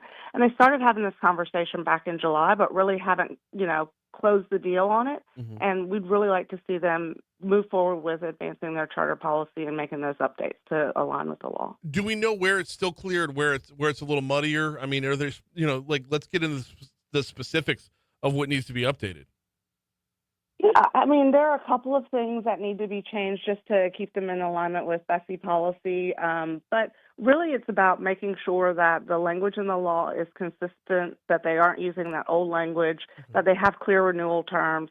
If they're going to make changes to the way that they're requiring their Type 1 charters to have transportation plans, all of the changes, just making sure that they're very clear about the standards that any new applicants and also their existing Type 1s will have. There are a lot of things that they could change. We've heard some discussion about transportation. We've had some discussion about other things. The length of the renewal term for high-quality charters, how they're going to disperse funds. Those are things that could change, but it's really important that they just set the conditions, whatever those conditions are going to be, and that they're clear and transparent in advance of people applying. Because this new law also allows, if Type 1 charters aren't satisfied with the way that their local authorizer is working with them, they can appeal to the state and become a Type 2 charter and be under Bessie. And so you really want charter operators to have clarity. You want to set the conditions for the way that you're going to work in partnership as a district with your local charters, and you want to make sure that they're clear about what terms they're going to be held to. Okay, you just opened up another part of the conversation that I wasn't ready for. Sure. Type 1 versus Type 2 with the charters. From a parent standpoint, from a student standpoint, is there a difference on that front, or are we talking about the inner workings of the office? Well, the biggest difference between Type 1 charters and Type 2 charters from the public's perspective is who's allowed to go. So Type 1 charters are only allowed to accept students from the boundaries of the district that is their authorizer. So for EBR, that would be only students who live within the geographic boundaries of the East Baton Rouge Parish School System. So students who live in Baker or Central or Zachary or any of the other surrounding school districts would not be able to attend Type 1 charters. Okay. Type 2 charters are allowed to accept from across the state. That's the biggest change the biggest difference for families. From a user perspective, absolutely. And it's an important one, too. So you talk about getting things in line, and you talk about the appeals process. How lengthy is something like that? Because if I'm not mistaken, we're looking at 2.5 weeks before enrollment opens up. Yeah. So there's a separate issue of enrollment, but we're looking at just a couple of weeks before new applications could potentially come in. And so it's really important for the East Baton Rouge Parish School System to go ahead and set up their policy. Mm-hmm. But then also on the family end, we are thinking right now about the open enrollment process for how they select schools, and that will open up in October, which is crazy because we just feel like we just got started with this school year. Right. But it's time to start thinking about where your kids are going to go to school next year, and both charters and district magnets are starting that process as well this fall. All right, can we fast forward to October 6th and talk about what choice enrollment looks like? Sure. There are so many great options of where you want to send your kids to school in Baton Rouge. And for a lot of those options, the application windows start to open in October. It feels really early for families to start thinking about that, but we want families to be really aware that some of our highest quality seats are going to be on the table for the selection right now in October when that open enrollment period happens. So that's both EBR magnets, which, people can go through the East Baton Rouge Parish Magnet School process, and also high-quality charters, which you can go to enrollbr.org and access the application windows for all of those schools as well. So it's time to start thinking about where you're going to send your kids to school next year, even though we just started this year, essentially. I'm sorry. You would apply through EBR to get to the charter school, or would you apply to the charter school directly? Or is it both? You apply directly to the charter schools or the charter schools, but East Baton Rouge Parish's magnet school process is also opening up.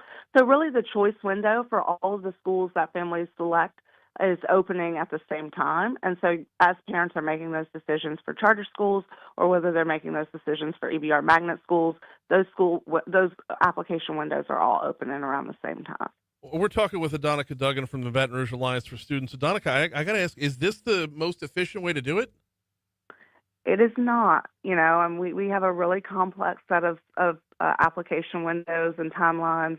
And I think that as a city, we've got to start thinking about the ways that families are experiencing this because, like I said, there are a lot of different places that you need to go to be able to select the school. You've got a different hoop to jump through for this school than you do for the other school.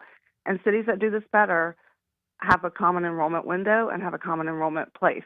And so we think that there's something to be said for thinking about the way that we are having families access school choices in the city.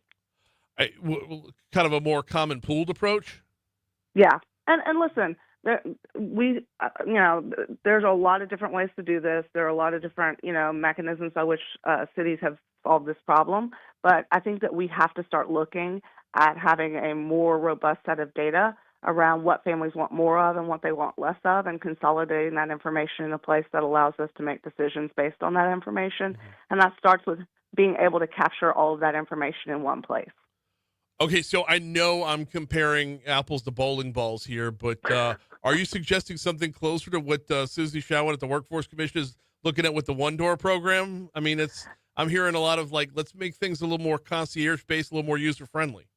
Absolutely. And we see this in some ways with our early enrollment systems, early childhood enrollment systems, but we really need to be thinking about what are the one-stop shops that we can create for families, because we are experiencing a much more complex education ecosystem than we used to, and it makes it very difficult for newcomers to the city. It makes it very difficult for families who are at decision point grades where they're making a selection that's different from what they may have made last year, to have all of that information in one place to be able to evaluate choices and know where to go to take the next steps on the schools that they want for their kids.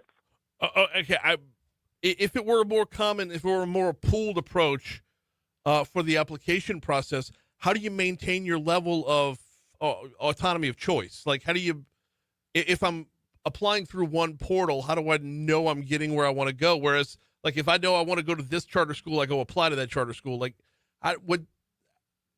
Yeah, I think, you can have one application similar to what we do in college, where you have like a common application and then you send the application to the schools of your choosing. You can do something like that with one application. I think the question of making sure that people still have the level of choice that they want is one that is easily solved by technology, but we have to make sure that we create the right guardrails that create a system that is what we want for the way that families select schools in Baton Rouge. Wait, there's one application for colleges now? I think you just very sneakily called me old. Listen, I only know because I'm getting old and have college-age kids. So. Yeah. No, I've got one in college as well. We just went through this with my oldest. So we're all up there. We got Adonica Duggan on with us from the Baton Rouge Alliance for Students. A couple more minutes to go here. What have we not covered yet? Have we talked about the Red Stick Schools Guide yet? We have not. We are working on, and we haven't talked about all of the data that's about to get released around school performance scores. Ooh. So Red Stick Schools Guide is a tool that the Alliance publishes to help families with that school selection process.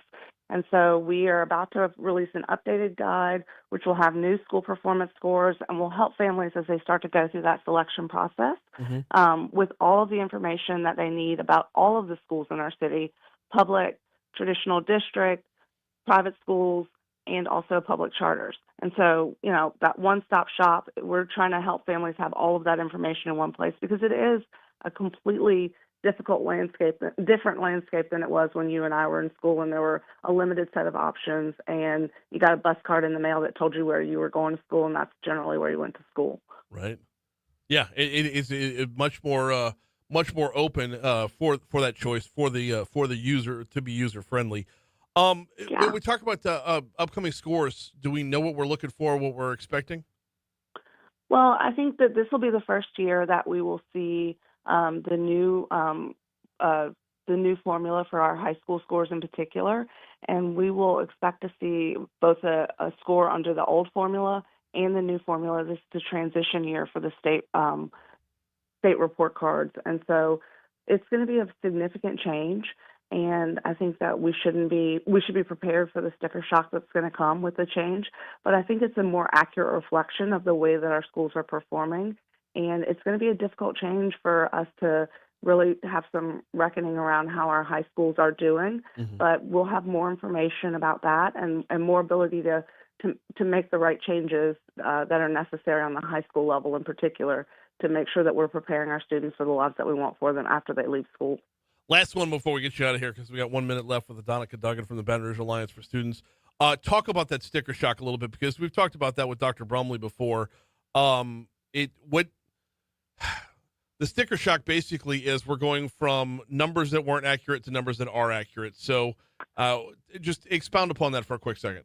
Yeah, that's right. I think that what we have seen historically is there were a number of factors in addition to pure academic performance that were factored into the high school scores. And so that allowed for a little bit of, I won't call it inflation, but a little bit of a lack of clarity in the way that high schools were actually performing with students in terms of college readiness. I think what you will see now is a much more accurate reflection of that. And it'll be more in line with the way that middle and elementary schools are performing. And so we used to see that, you know, even in feeder patterns, the high schools would be higher performing than the elementary and middle schools, which something about that just never really made sense. And so you are seeing a shift to correct for that. And it's going to be a significant change into the performance of a lot of our open enrollment high schools in Baton Rouge. So something to watch for, something that the superintendent has been preparing the board for. They've been having a lot of conversations about what this data is going to look like. And this is a transition year, so you'll see both scores on the old system and the new system this year. But certainly in the next year, it's going to be a very significant change, I think. Yeah, we didn't regress. We just moved off the red tees and pushed back a little bit. She is That's Adonica. correct. Yep, she is Adonica Duggan from the Baton Rouge Alliance for Students. Thank you so much for a couple minutes. Awesome. Have a great day. You too. Talk to you soon. Here comes news, traffic, weather, and we'll talk train safety next. Okay. Oh, come on.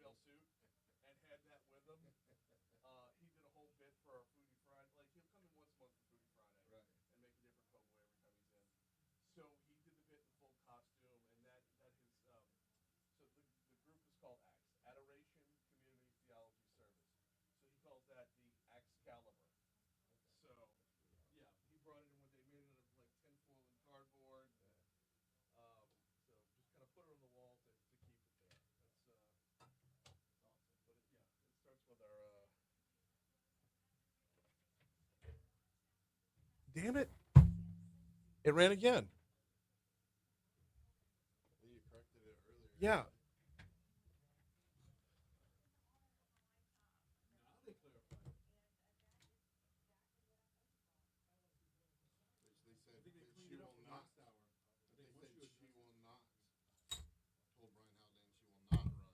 That's what they. But no. I sent them the audio, and said that's not what she said.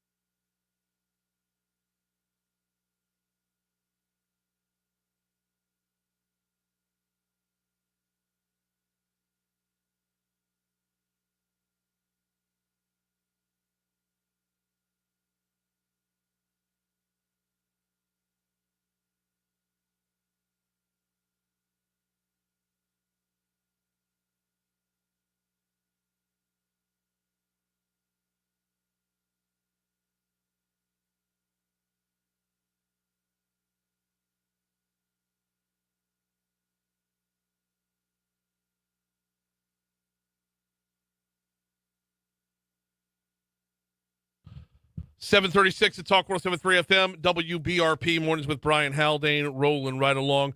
Let me bang out this clarification again.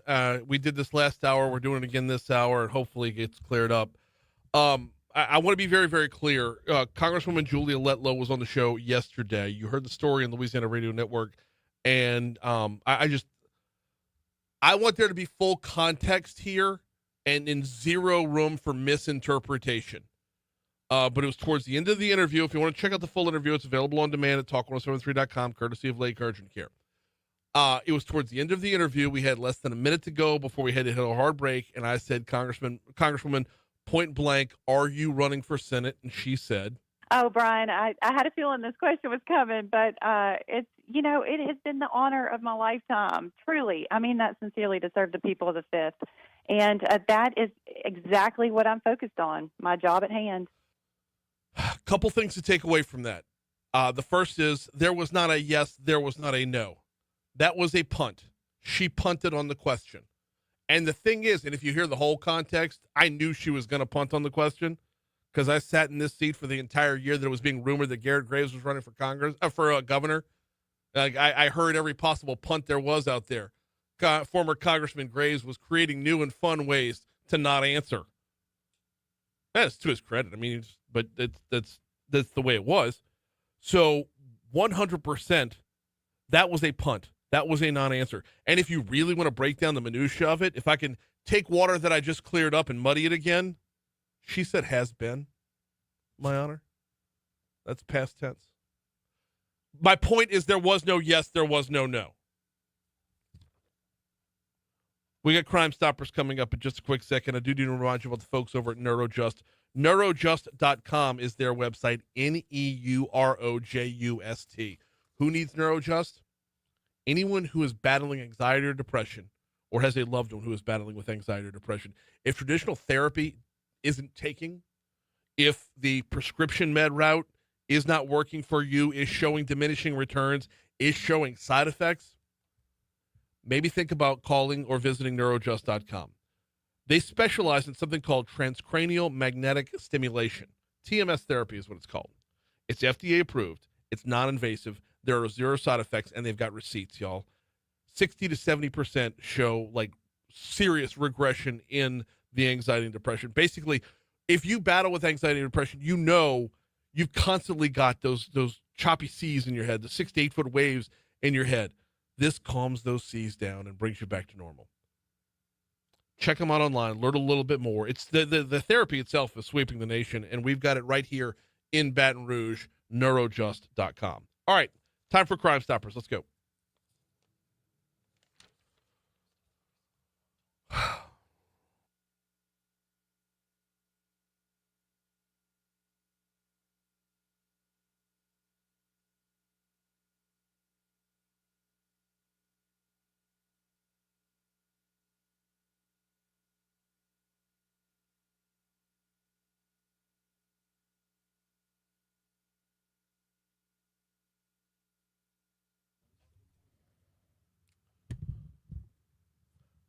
Every so often, we get to check in with Special Agent Joshua Fletcher from Canadian National Railroad. How are you, sir? Great. How are you, Brian? Doing very well as well. It is Train Safety Week. Yes, National Rail Safety Week. National Rail Safety Week. Well, because we're talking more about the rails than the trains, right? Because that's where the folks end up. Yes. Okay. I want to ask this question. Before we get into all the rest of it, I want to ask this question All first. right. Are we getting any better at this? We haven't gotten worse. How about that? I'll take that as a good answer. I'll take that as a positive. We are traditionally, historically terrible about our rail safety here in Baton Rouge and here in Louisiana. Give us the numbers. Give us what we're looking at. Yeah, so East Baton Rouge still leads the state in train versus vehicle crashes. So the state right now, they have last year's stats. I think we were number 9 in the nation for trains versus people or trespassers, and then we were 5 or so for train versus vehicles, which is just not good out of all the states. Do we know the why behind this? I mean, is it just we have more rails here, running through Baton Rouge, or just more miles of track and more crossways? So we don't. I wish that was the case, but we don't have more. Lots of states have railroads. We were basically the interstates of the last century. Mm-hmm. So I'm not exactly sure. I'm perplexed a little bit about why we have those problems. I know what causes them. It causes people stopping on or near the tracks. That's the number one cause of crashes in Baton Rouge. Right. Yes, which it baffles me because I have total paranoia on that front. Like, if the traffic is stopped on the other side of the tracks, I'm waiting like with plenty of buffer room to be sure, because that's the nightmare scenario. And that's what we're asking for: 15 feet from your front bumper and your rear bumper. Mm-hmm. Those people that like to shoot across and move to the next traffic light, and that's illegal. If you look, it says stop here on red. That Right. means if you advance to the next intersection, you're breaking the law. Okay, so I think there might be another positive in this one as well. People stopped on the tracks is the number one. Yeah, and it stopped on or near, right? On or near the Yes. tracks is the number one. That might actually not be the worst scenario because the beating the train scenario was bad for a long time. Yes, it was bad, and it's still a leading factor. But the number one factor is people, I guess, assuming that they're in the clear or trying to be in the clear, Right. And they're not. The other part of this I don't understand is trains aren't a surprise. They're loud, they're big, there's flashy lights and bells that ring. This isn't like the movie Stand By Me where the kid's got to put his ear down to the track. Right. Like they're not really they're not a big surprise. So what are we doing? Yeah, I think it's, I love that Rail Safety Week comes around once a year. It's a great reminder for people that we get complacent. It's complacency, right? Or that constant rush to get there right away. Maybe it's a little bad preparation on our side, not leaving in time to get there. Right. Or like you said, the traffic patterns obviously have changed. I live in Hammond, so Yeah. I had to leave quite early this morning with the new traffic patterns to make it here on time. Right. So just having that advanced preparation in mind and thinking about what we're doing would help a lot. And just, it's not worth it. It's never going to be. If I could download what I've seen in my mind to every one of your listeners, then they would be just like you. Right. I'm not going to get near the tracks. Well, I mean, because at the end of the day, the train is so much bigger and there's so much inertia. It's just doing the math, doing the physics on it Right. is the mind blowing part of this. Your car's gonna get blown up. Not exploded, blown up, but like smashed to smithereens. Yeah, the transfer of energy from the train to your vehicle and everyone in the vehicle, including you, is just so massive that it's deadly in a lot of cases. Can we get down to the minutia a little bit of the difference between those who are stopped near the tracks versus breakdowns? Do we Yes. know like how many people? Because you think of the odds, like your car breaking down, stalling out on the tracks is the same as hitting the dollar on The Price is Right. Right. You spin the wheel, it's like, oh, I land here. Right. So it does happen. I've been with Canadian National for 18 years. I've spent that whole time here in Baton Rouge. And I can tell you on my hands, I can count how many times it was an actual breakdown on the tracks.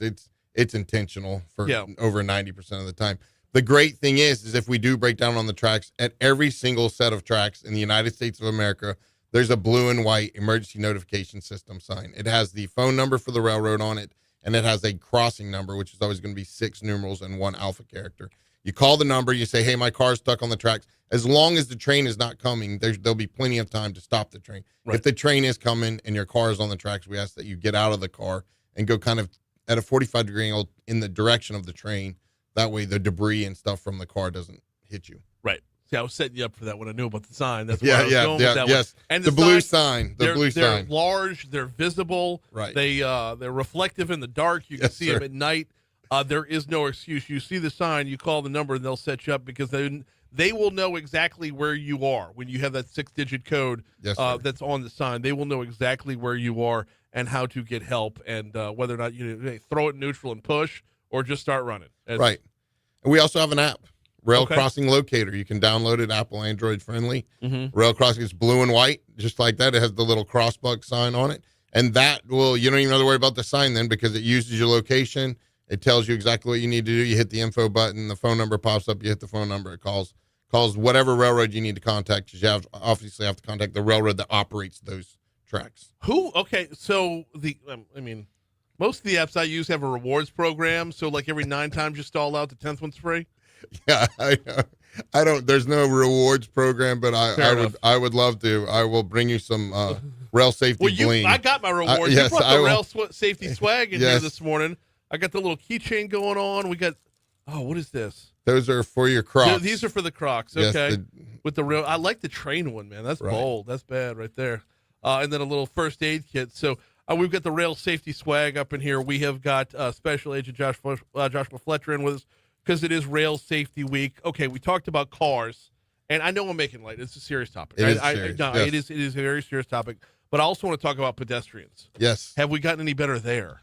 Not really. Not really, unfortunately. And there's a big difference, and this is something that I know everyone grew up. I hear this almost every day, but the only legal place to cross the railroad tracks is at a crossing. It's against a lot of walk down the railroad tracks. It's against a lot of cross the railroad tracks if it's not a designated crossing. Really? So that is trespassing. So that's why I say pedestrian trespassers. We don't have a whole lot of pedestrians struck by train. We have a lot of trespassers struck by trains. Okay. Numbers, what? Do you know numbers off the top of your head? I mean, Well, you didn't. I know that this year there's been 9 fatalities, and they've all been trespassers Goodness gracious. in the state of Louisiana. Okay. So. The does that mean they're like walking along the tracks? Yes, Or they are. They're walking along the tracks, and then now we did a booth at LSU the other day promoting rail safety. We'll be out for the game this Saturday, right there by our tracks, right by the stadium. If you want to get your gibbets for your Crocs, we'll be out there handing those out and trying to promote rail safety at our railroad tracks. But I was at LSU the other day, and I was fascinated by every single person that walked past me. I felt like had some kind of headphone or some kind of electronic device in their ear. Yeah. And I know that a lot of those have the great feature is noise canceling. Right. And that's horrible if you're trespassing on the railroad, because the way we notify you if you don't see us is through noise. Noise and flashing lights in the Yes. arms that drop down. Right. And so where are y'all going to be? Y'all going to be out there by? Yeah, we're going to be right by the tracks. We figure that's the best Well, but place the to tracks be. run the whole way through. Yes, but we'll be so on Skip Burtman Drive right there. I'll see you out there. So we'll be out there. See, The I big park tent at and Tiger everything. Park. I park at Tiger Park and walk right past. You're going to be right next door to Mathern's. Yes, we So- will be right next door to Mathern's. Yeah. And it says on the ground, like it was this. I want to say I'm going to get the quote wrong when it actually heads up for trains or something. See like tracks, think trains. Tracks, think trains, which is good advice all the time. And I like the fact that it's on the ground, because if I'm looking at my iPhone, what's on the ground's in my peripheral. That was the hope in putting that out there. Yeah, absolutely. You think about it though, the number of places where we have the potential intermingling there between LSU's campus, and then you've got the levee, right? Where there are a couple of different places where it would be, maybe over by Florida Boulevard, where the Rotary sculpture's at, Right. or closer to the Arts and Science Museum. Right. There are places where this is a legitimate concern, not just for like the old school hobo with a handkerchief Right. on a stick, Right. but like just everyday folks going about their everyday lives and not paying attention. Right. And, we parallel Nichols and Nichols and also Choctaw. And Choctaw is one of our biggest problems out there, Huge, because yes. we're right there next to Choctaw. And it's during the week, that's a main corridor for everybody. That's kind of, if you're from Baton Rouge, to use Choctaw, right? Yeah. It's kind of like a hidden vein that you can kind of skirt through some of the traffic that most of the outsiders don't know about. But the trains had access to it before you did, Yes, so we you've got. did. Plus, they're bigger than you, so yield the right of way to be sure and keep your head up. He is Special Agent Joshua Fletcher. Thank you for a couple minutes this morning. Brian, thank you so much. Here's your money now. Was there anything we didn't get to? No, Okay. I love the blue sign. That was thanks for leading out. Of that. course. That's the Of big course. plug. Yeah, we'll be out there. We're gonna. I was like, I kind of kicked myself that we didn't start doing that before. We did it. Should have done it for the Florida game, man. Huh? Should have done it for the Florida game. You think? 200,000 people on campus versus. I know. Well, I'm from Hammond, so I went to Southeast. Ah. And we operate in Hammond, right? Yes, we you have do. North, and so I think that it'll be a dual thing. But yeah. Well, Hammond is Dual thing. another one where like the tracks run right through the middle of downtown. Yeah, east and west and north. Yeah. And south. So I love La Coretta. Yes. Yeah. You right, know? right there. Yeah. They've actually, I've worked quite a few incidents right there. We actually hit and killed one of their employees years ago. Yeah. Yeah, and once again, that complacency, right? Heard the train horn, probably hears it. Now those tracks have about 12. To 15 Yeah, but I'm on my trains a day. third margarita, Right. so Well, he was like an employee, but I think he just was so used to hearing the horn, he stepped right in front of the train, didn't even comes background didn't noise. even Yep. compute because he's sitting there in there, cooking chips or doing whatever, frying tortillas, and you hear that train all the time, then the whistle means nothing whatsoever. So. Yeah, it's with the there's a line in the Blues Brothers where when is it when Elwood comes back to Jake's little the little closet apartment, and he says, "How often does the train pass?" He says, "So often you won't notice it." That's what you get at La Carreta. Yes, See? Yes, it is. So. And then Hammond loves to throw festival. It drives us crazy, but they throw festivals down there left and right. Like every other weekend we were out, and I'm like, but people are pretty good about it over the years. They've been pretty good about staying away from it. So. Well, like here in Baton Rouge, we're one of the conversations right now. We're in this Plan Baton Rouge Phase 3 thing, where we want to revitalize downtown, and making more use of the levee is a big topic. And I keep coming back around to be careful what you wish for, because everything we plan has a train track running right through it. Right. So they do have the bridge, the overpass bridge there that helps out a little bit. But you know when the kid's coming back? They ever said when the kid's coming back?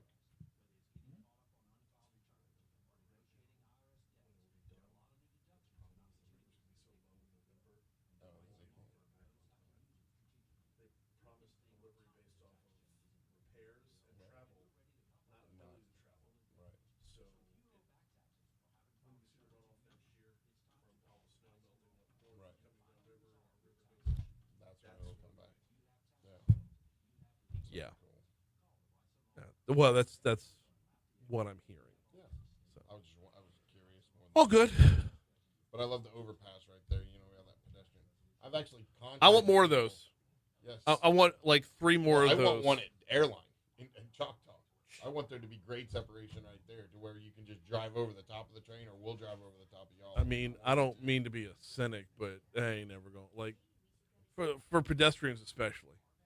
You're not within walking distance of anything, right there. Like you're not like. Yeah, we use it, but still the main problem at Airline is people pulling up into that no zone and just getting hit. Yeah.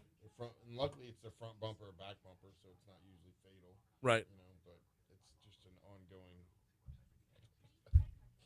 It's like stopping the rain sometimes. Yeah, so. Airline at Choctaw is. I mean, because you think about the width of it, though. Yeah, it's 7 lanes wide. Right. And then you have, before they did all the construction, it was 63,000 cars a day crossing over that. Jeez. So, but I started stopping 18-wheelers because they were placarded and not stopping, right? Right. And I'm pulling them over, and I'm like, where are you coming from? And they're like, Florida. And I'm like, where are you going? And they're like, Beaumont. And I'm like, why are you in North Baton Rouge? And because Waze was telling them it's faster to go to the old bridge, so cut off at Airline. So. Yep. That's sometimes technology. We forget about technology and it gets in the way, right? So it actually, they're like, and so then they're going down a road they've never been down before, and they don't know. Yeah. So it's crazy. Very true. So. All right. The Croc stuff is going to my son. Okay, that's fine. So, absolutely. Whoever, and we'll be out there. You won't be able to miss us. We'll be right at the tracks. So. By the way, just so you know, been using them all year long. Okay. We're still. I will have a special pack of those for you too. Awesome. When you come see me on Saturday. Good deal. See you, sir. Nice to meet you. What's your name again? JP. All right. I like that. So. Yep. Don had to go somewhere this morning or something. So. Whatever. Lazy ass. The bathroom down this hall or go back this way. Yeah, okay. To the left and then to the right. Okay. Thank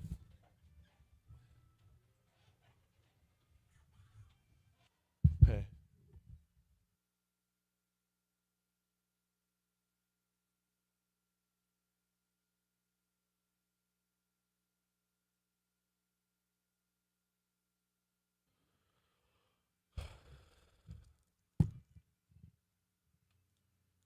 .755 Talk 107.3 FM WBRP mornings with Brian Haldane rolling right along. What did he call these? The little stick-ins for the. They call them giblets. Maybe Givets. He knew the name for it. Yeah. Thanks again to Special Agent Joshua Fletcher from Canadian National Railroad talking Rail Safety Week. Dude, James is going to love these. These are going right to my boy. Nice. That's awesome. Especially look at the one with the front of the locomotive. All right, that's cool. Right? That's cool. It's bold. Man, I'd put my Crocs in sports mode and rock those things. Sports mode. Sports mode. Stop. Come on now. Stop. You know what you could do when you put your Crocs in sports mode? What's that? Visit a Breck Park. Ooh, that's a good idea. I'm Mr. Segway today. Man, I like that. Yeah. We were supposed to be out at Highland Road Park yesterday, and then the weather played. The weather had dealt us a different hand. So Yeah. we will be out at Highland Road Park this Saturday though for a cross country meet. And y'all probably tired of me saying it. One of my favorite things about Breck is the fact that they have to be all things to all people. And when you have to be all things to all people, okay, you're going to miss on a few, right? But the main point is you're bringing community together. You go out to a Breck Park, like let's stick with Highland Road Park just as the example, because to me it's the pinnacle of all of them. I shouldn't skip the zoo and anyway, but you go out to Highland Road Park on any given day, any given afternoon, and you can find simultaneously, people playing pickleball, people playing tennis, people out there running, people walking the dog, people getting their power walk in on the paved track, people playing rugby, people playing frisbee golf. It's all out there in one. People playing football. It's all out there in one space. This is what Breck does. And Highland Road Park is just one of their facilities, and those are just a few of the offerings of their services. You can learn more at breck.org, B-R-E-C, breck.org. Before we get you to news at the top of the hour, I want to revisit a story from Louisiana Radio Network, and honestly, from the beginning of our show. LSU's interim president, Matt Lee, gave the State of the University or State of the System address yesterday. We had some audio straight from it, but I want to pick this up with what Louisiana Radio Network was running with. Nearly 8,200 first-time freshmen on campus this year. More than 5,000 of those are from here in Louisiana. And, oh, by the way, the most accomplished of classes thus far. The average high school GPA is 3.85, and we welcomed over 450 valedictorians, a 23% increase over last year. 3.85? Are you kidding me? I went to LSU. No way I'm getting in today. By the way, on top of the Baton Rouge campus, you got LSU E, LSU A, LSU S, all setting enrollment records this year. The research end is a big deal as well because there's dollars on the back end of that. In fact, LSU's research enterprise has crossed the $500 million mark for the first time in history. We're working to grow that portfolio to 800 or 900 million and nearly double our doctoral student population, so LSU remains a hub for advanced scholarship and talent development. I watched the State of the System or the State of the University address yesterday, and I got to tell you, Matt Lee's an impressive guy. I mean, I know him a little bit, but like he's an impressive guy. And it's refreshing, unbelievably refreshing to renew my faith in the school that I went to because of how positive he is about the work that they are doing and the results that they're showing. How many times do you see someone in academia putting out the poor mouth out there so they squeeze a couple more dollars out of the state legislature, putting out the poor mouth out there in order to make it seem like, well, we have to have more before we can do more. Matt Lee's bold in saying, we're kicking you-know-what and taking names. Get on board. I don't know. It was very positive. If you haven't watched it yet, our news partners at WBRZ have the full thing. Here comes news. Hour 3 is next.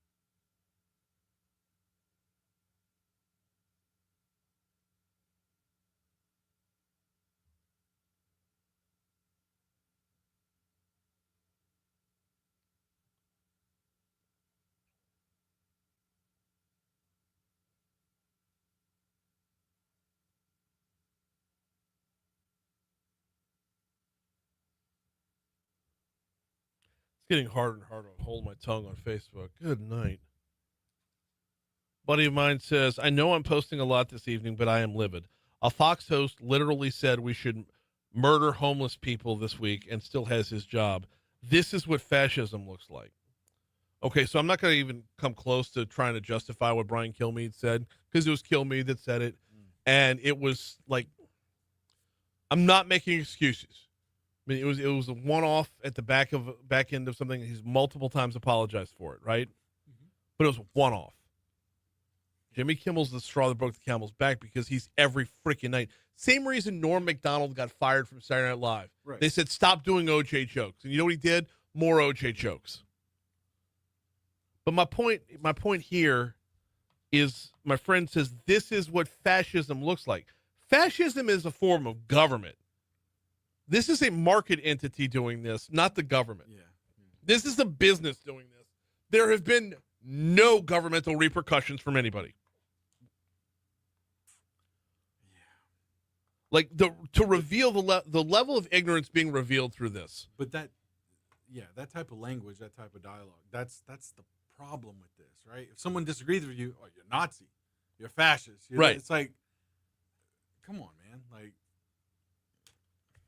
I don't know, man. I think it's kind of sad.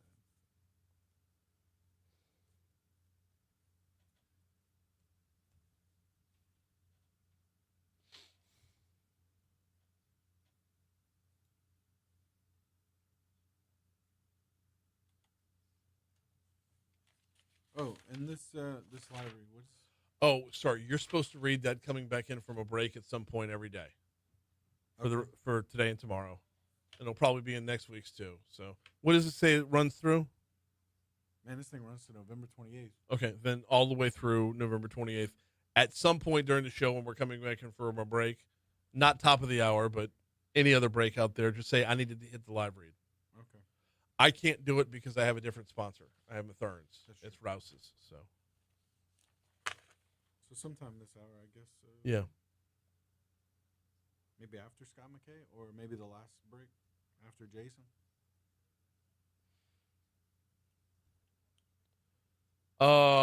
You want to mix it into this day in history? Could. Tell you what, I'll toss to you for this day in history, and you say, before we do this day in history, let me remind you. Okay. And then read it.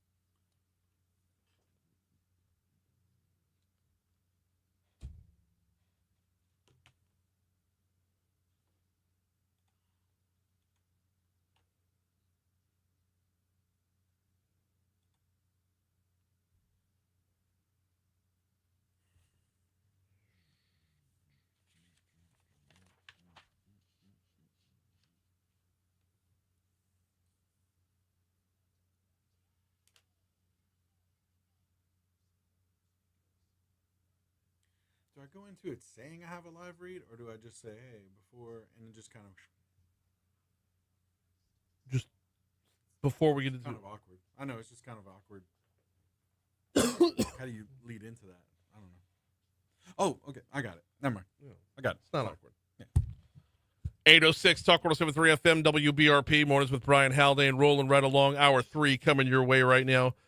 Brian here with you, JP producing. Looking forward to this hour. We're going to have a discussion with Scott McKay from the Hayride coming up in our next segment that I'm looking forward to, because the discussion itself is going to be about someone spray painted murderer on the state Democratic headquarters right down the road from here. We should probably walk down there and give it a look, see if it's still out there. But someone spray painted murderer or murderers on either the building, the sidewalk around it. And Scott runs the Hayride. He's the editor of the Hayride. They put out a piece on it. And the nature of the piece is interesting, but the bigger conversation about the level of political rhetoric and the back and forth right now is where I want to go, because if we're being completely honest, Scott's not the one to tamp down conversation. Scott's a lightning rod. The Hayride's a lightning rod, and he will stand firm in his ground. And I don't begrudge him for that, but we're in a time right now where, man, somebody's got to put down their sword. One would think, at least. So we're going to have the direct conversation and the indirect conversation. That's coming up in our next segment. Also this hour, Jason Waggenspack from Film Louisiana is going to be on with us. Let's get a state of the movie or state of the industry address when it comes to films. Right now, though, JP, if you want to take it away. Yeah, well, before I get into that, I want to let you and our listeners know that Rouse's wants to help you cover the spread this football season. We're talking the ultimate tailgate spread. Party trays, dips, fried chicken, anything you want to throw on the grill, plus plenty of ice-cold drinks to wash it all down. All you have to do is register now at talk1073.com for your chance to win. One winner will be chosen each week, and everyone who registers will be entered into a drawing for a grand prize of postseason tickets. Rouse's Markets, your tailgating headquarters. Let's get into it. Well done.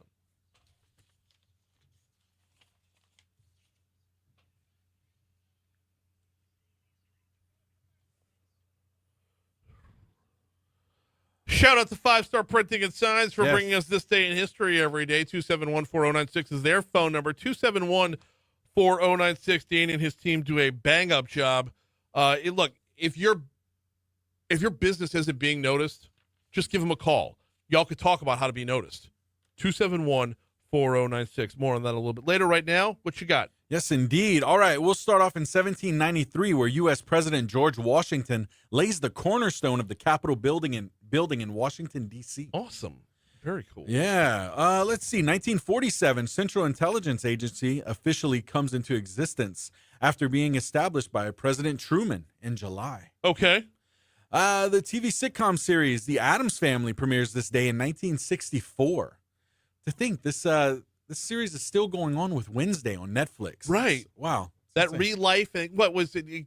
Kind of boost in the was it late 80s, early 90s? I guess it was early 90s when the Addams Family movie came out. That's right.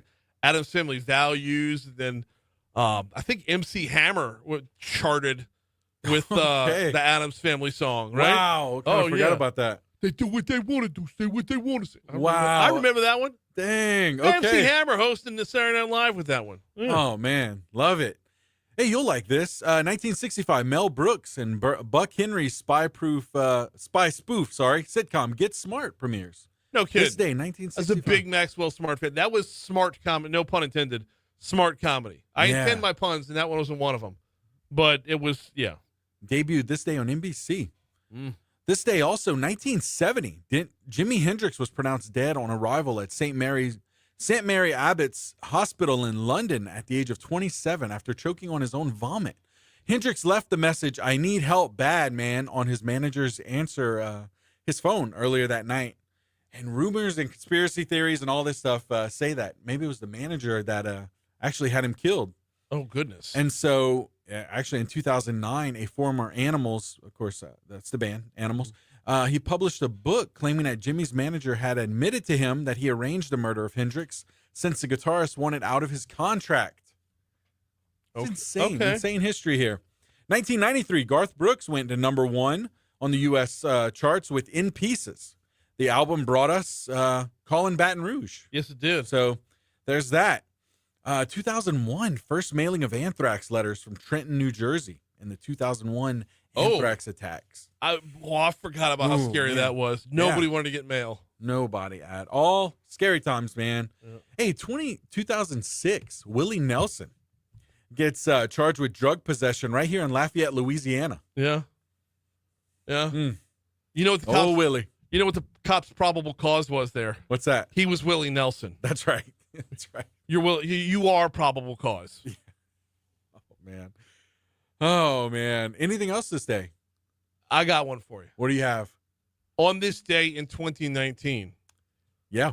a nest of northern giant hornets was destroyed on Vancouver Island in British Columbia. This was the first time we got to learn about murder hornets. Ooh. Murder We're talking about hornets scary became a times. thing. Yeah. Yep. You see those videos circulating of how big they are? Yeah. Scary. Oh, they are scary. This day also in 2022, U.S. President Joe Biden says on CBS that we still have a problem with COVID and we're still doing a lot of work on it, but the pandemic is over. All right. This day, 2022. Yeah. No kidding around. Pandemic's over, people. Birthdays. Let's start with Ben Carson. Yep. Got him. Let's see. Well, this is one of your guys. One of my guys? One of your guys. One of my Sopranos. guys? No. Who'd I Come on. miss? You know who it is. It's not James Gandolfini. It is. James Gandolfini's birthday is today? James Gandolfini is his birthday. wow. Born this day in 1961. Okay. Let's see. Who else we got here?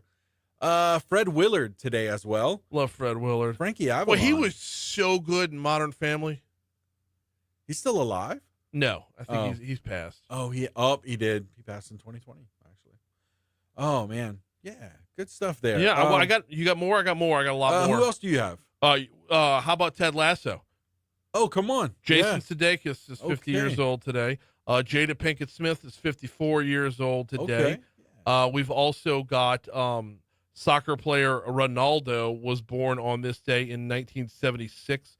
Lance Armstrong, it's his birthday. And Greta Garbo, it's her birthday. And Rick Pitino and Tommy Tuberville. Stacked today. Yeah. Love it. Let's see. As far as death go, of course, I mentioned Jimi Hendrix. Mm-hmm.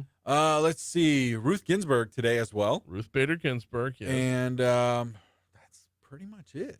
That was all I saw. You have any bigger Yep, ones? that's all I saw. That's it. National days here. National Day of Civic Hacking. I guess protect your computers. Whatever. Just, locate an old friend day. What about that? Sure, we can go with that because we're running long. It's 8:14 to Talk 107.3 FM WBRP. When we come back, actually, before we break, let me remind you one more time about 5-Star Printing and Signs. Seriously, y'all, there is so much competition when it comes to branding. Putting your logo front and center on whatever type of merch you want to put your logo on is important because you know the old adage, out of sight, out of mind. But how's your logo look? Are you getting noticed? Is it noticeable? Is it remarkable, as in to be remarked upon? This is what Danny and his team does over at 5-Star Printing and Signs.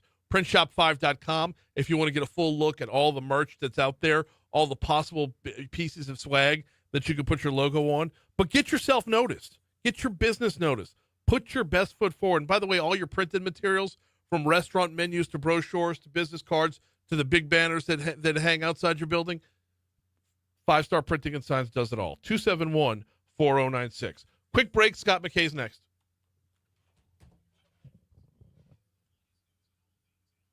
I had a death that I missed. Charles Schwab died today. Charles Schwab. Remind me, Charles Schwab. The manufacturer turned investment guy.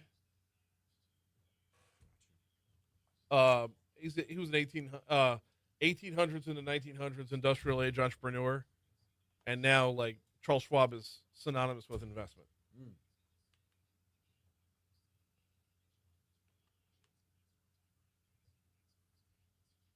Hey, need you to call.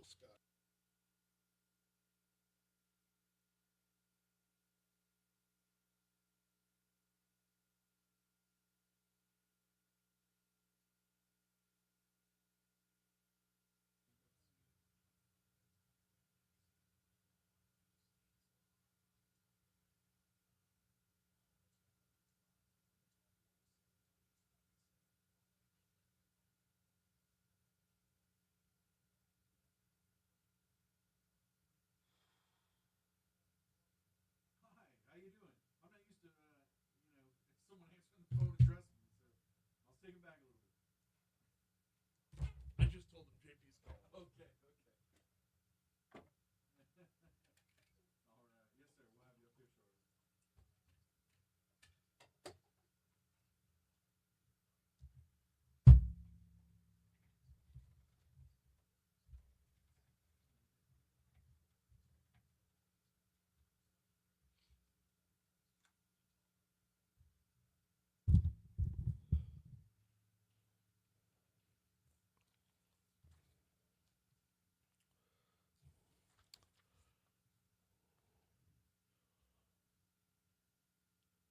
Talk 1073, along with First American Bank and Trust, are teaming up to honor our military and raise funds for Folds of Honor. This nonprofit organization provides scholarships to the spouses and children of soldiers who were killed or disabled in service.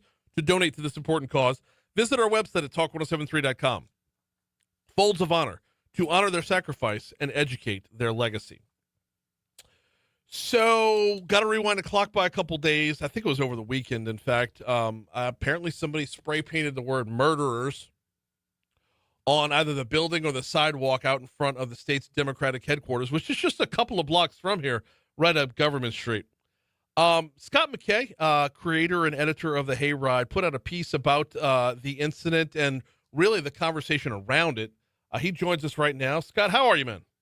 Hey, Brian, how are you? I hope I sound okay. You sound great. Good. It's Thursday after the Florida game, and I don't think my voice is back yet. So, and it's weird. I don't when we're on defense, I don't yell. I clap because I'm trying to save my voice because I do a podcast on every Tuesday. Mm-hmm. And reacting to plays, I still lose my voice. I might be getting too old to go to that stadium. I don't know.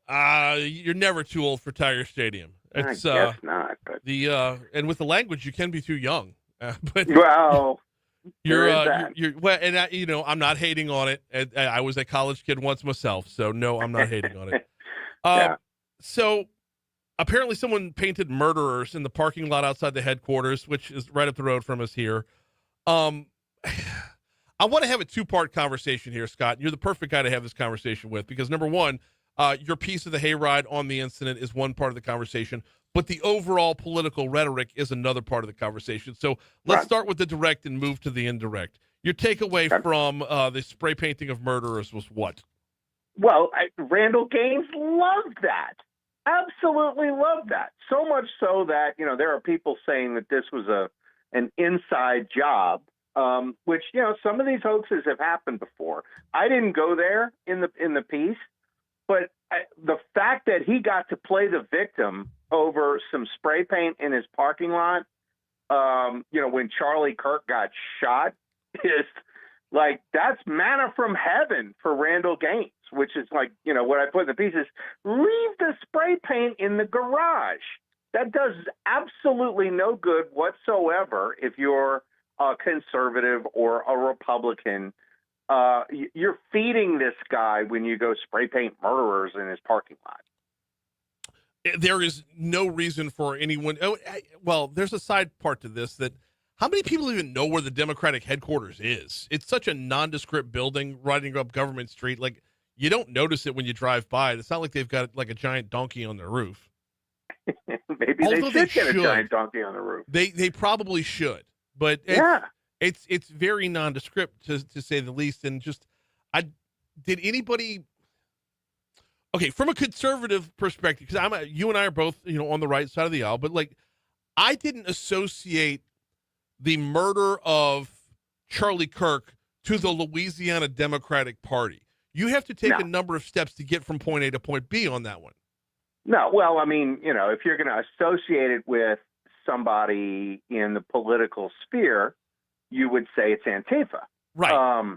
Now, we're going to see, because I guess last night President Trump designated Antifa as a terrorist organization. Mm-hmm. So what we're going to see now is, how close the nexus between Antifa and the Democrats really is, right? Because if you start getting elected Democrats objecting to this, that would be a big political mistake, but it would also be maybe more illuminating than a lot of us would be comfortable with. For a week, I have said it's amazing to me how, for example, you get these people trying to say that Tyler Robinson was MAGA because his dad was MAGA, when he's clearly Antifa. And this is the golden opportunity of a lifetime for the Democrats to scrape Antifa off and say, we're not with them. Please go and get them. And yet it's been really quiet. Trump is forcing that issue, and this is going to be something really interesting to watch over the next few days. But you're right. I don't make the connection between Randall Gaines and Tyler Robinson very easily. And I don't think anybody should. Right. That's not what this is about, right? No, it's not about this, and it's not about him, and it's not about the state Democratic Party. It's the state Democratic Party. It's totally removed. So you say some people thinking it might be an inside job. I'm split on this one, Scott, because on the one hand, it might be. But on the other hand, without anything to go on with that, other than it would behoove them to get headlines, without any hard evidence to go on, by insinuating that, aren't we helping contribute to the disconnect that is the political discord today? Probably. And for that, Pee Wee Herman, sorry. But it's like, but so what I follow would up say to that, is this, though, you always ask the old Roman question, cui bono? If they don't have cameras on the parking lot at the Louisiana Democrat headquarters, then what are they spending money on? Right. Like, that's just basic security. So they should be able to give the cops, hey, look, here's footage of what this guy did. Right. I don't know if they've done that. If they haven't done it, then it's like, okay. I don't even want to go there other than to say this has happened before, though not necessarily with the Louisiana Democrat Party. Right. So it's something that's out there. And the way Randall Gaines monetized this thing politically as like very aggressively so, you almost look at it and say, well, this would be something that political people might do. I want it noted it was at 8:23 in the morning. Scott said cui bono, which technically is a reference to The Departed. So the streak remains intact. I've never talked to you without you referencing The Departed. Oh, I didn't even intend that reference. I'm just the Alec Baldwin, Matt Damon, cui bono, qui gives a damn. Yeah. Sure. Yeah. Yeah. Well, okay. It's a successful Departed reference. Brian, it's so ingrained, I don't even notice it when I do it. Well, you've got me doing it now with the Senate race, which we could talk about another time. Right. With Trump's endorsement, all I can think is, what can I use you for? Yeah, exactly. We got Scott McKay on with us. Okay, so you say, how can the state Democratic Party not have cameras? How can they not have money for cameras? They don't have a Senate candidate. That's maybe on the priority sheet, camera is right below Senate. Well, maybe all the camera money went away when Karen Carter Peterson was paying off her gambling debts. Have they not recovered from that financially? I don't know. Okay, now, here's where we pause right here, because you and I are both guilty of it in this moment. There is a difference between lighthearted banter, because that's what this is right now. This is just making fun. It's just a little poking back and forth. There is no ill will, no ill intent from this. This is not anyone is quote-unquote destroying the country and has to be stopped. How have we, in the overall conversation, lost the ability to differentiate between having a little fun and poking fun versus the bigger picture, everyone is evil conversation? Well, I think that it's sort of a symptom of the macro in politics at this point, which is we used to have sort of a consensus basically from 1932 and the FDR's election and the inception of the New Deal and all of that. Pretty much all the way until it started to fray, but in November of last year, it definitely went away, where you basically had Daniel Patrick Moynihan liberals and William F. Buckley Republicans, conservatives, agreeing on, for the most part, the social goods that should be provided and disagreeing on like the ways to provide them, right? You really don't have that anymore, and it was the left who departed from the consensus first, and that was something that came about when Barack Obama took over the Democrat Party, because he brought in the whole socialist community organizing aspect of things, and then with all of the money that came in from, like everybody on the right talks about George Soros, but there's a much larger network than just Soros, even though he's a big piece of it.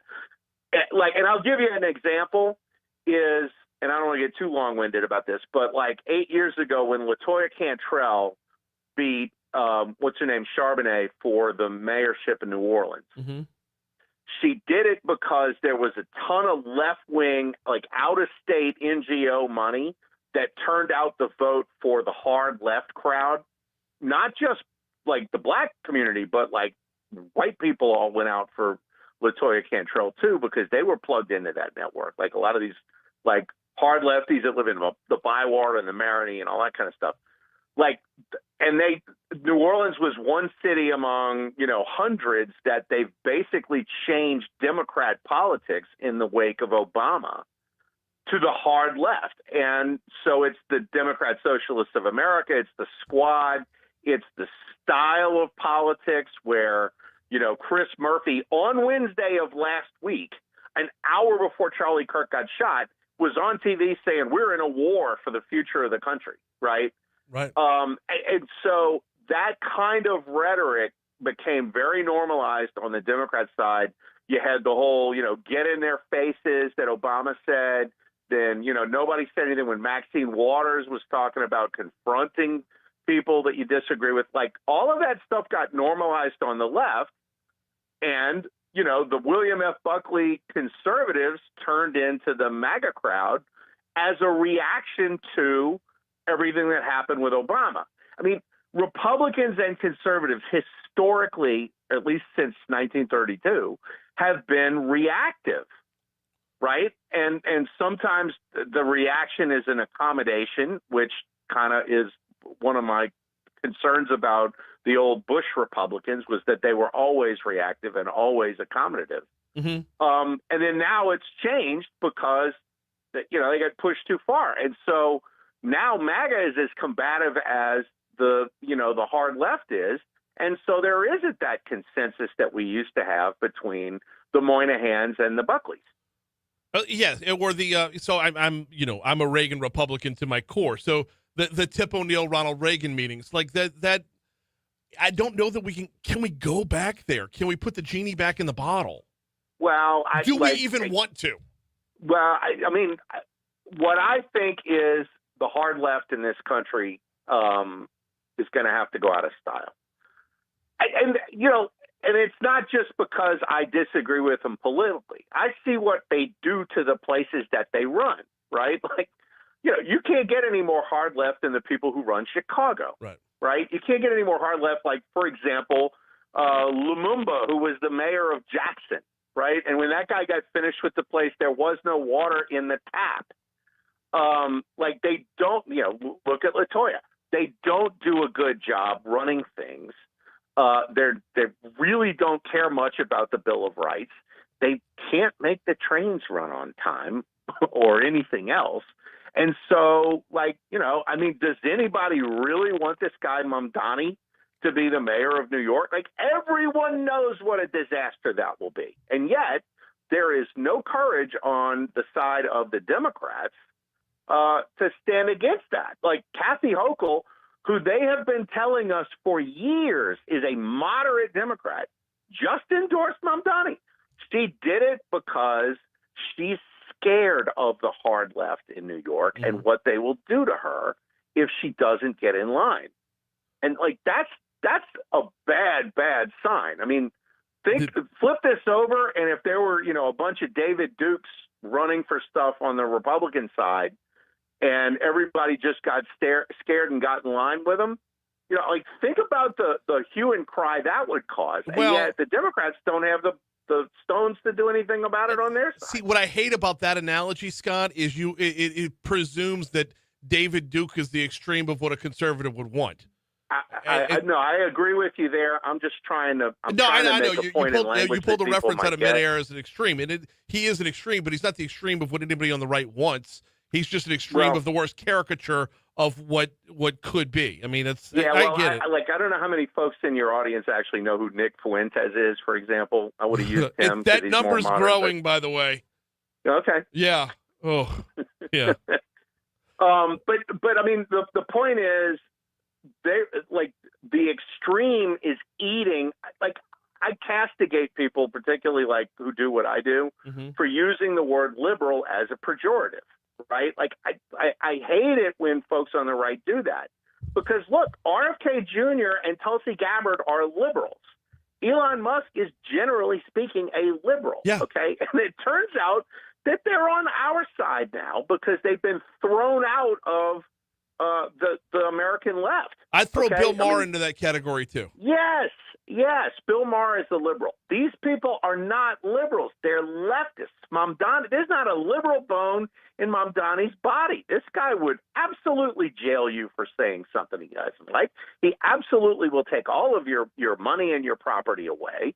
He's openly talking about it. There's no liberty in any of their doctrine, and yet you still have people calling them liberals, largely because they don't understand the new dynamic in place. We've got Daniel Patrick Moynihan is gone. We've got 60 seconds till we got a break for news. Scott McKay from the Hayride is our guest. Within these last 60 seconds, I want to ask this. Is there a way forward where, and you and I both became victim to it in this own segment, talking about the other side of the aisle. Is there a way to get our side of the aisle talking about our side, have conservatives preach the virtues of conservatism without demeaning the left? Well, sure, absolutely. What I would say, though, is the guy who was great at that got murdered in Utah last Wednesday. So we're going to have to find other, Charlie Kirk's galore and emulate what he did, because he was outstanding at promoting the conservative philosophy. Charlie Kirk had 2 microphones. He offered everybody one of them. That's the summation of it. He is Scott McKay from the Hayride. The piece is great. The conversation is great. We don't catch up enough, man. We'll talk to you soon. Absolutely. See you, Brian. Later on. Here comes local news, traffic, weather. We're talking movies next. Freaking podcasters have no concept of time. Yeah, they're like, what? Time. It's worse than Troy Carter. Whoa, nah. Oh, that's a bit much. Whoa, nah.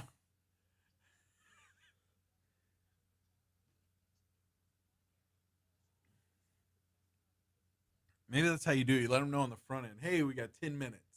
It's not going to matter. It won't. No. Scott and I used to host a podcast together. We used to co-host a podcast together. Yeah. Those episodes would easily run 2 hours. And we'd sit down, we're keeping it under 45 minutes tonight, right? Because at the time we were doing it, it wasn't like a written rule, but it was like an unwritten rule. You want to keep your podcast the amount of time it takes to cut grass. For sure. Or work out. Or you want to keep your podcast to AirPods are in or earbuds are in, whatever. And it's a sweet spot. Right. 25 to 45 minutes. Right. That's what we were looking for. We went 45 or under, like a little bit under. Yeah. And we were traditionally 90 minutes to 2 hours long. And then we get down these rabbit holes about sports, and it was actually a very entertaining show. Yeah. And he and I go back, I am like a Reagan Republican. He's a much newer version of Republicanism. Yeah.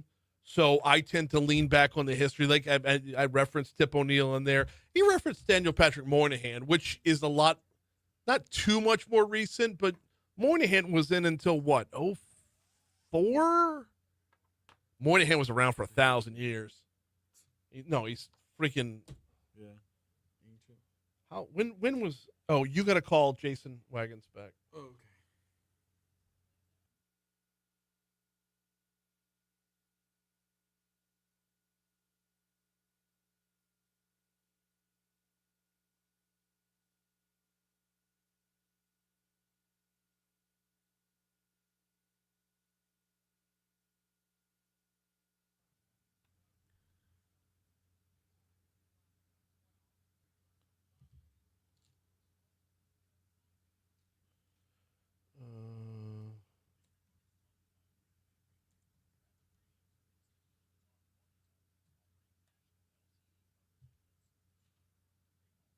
He died in 2003.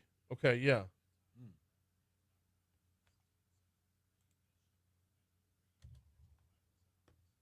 Where's his Wikipedia? I need to know when he got out of the Senate. Because I thought he was in the Senate all the way up. Nope, that's not Wikipedia. That's the Moynihan Center.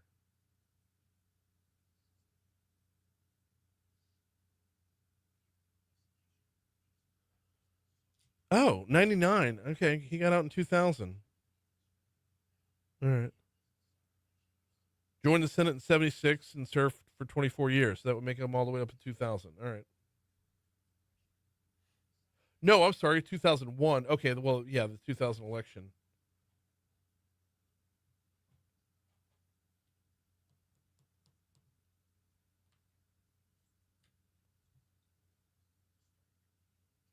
You sent it? Yep. I'll tell you. Okay. I can't do anything right.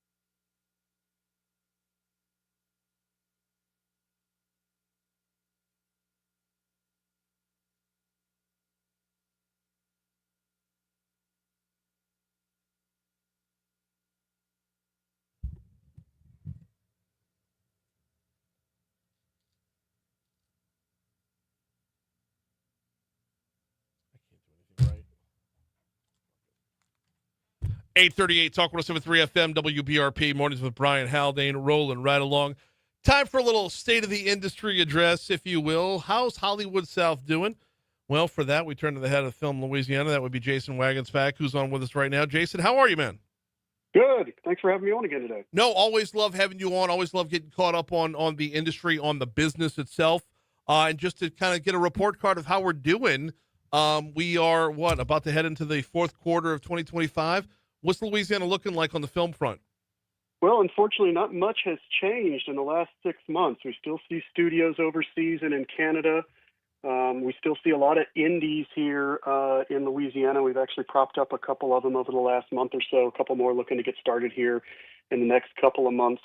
And until we see some sort of change in either some of the financial opportunities or until we see possibly a federal film incentive, we might still see studios taking their business overseas, into next year.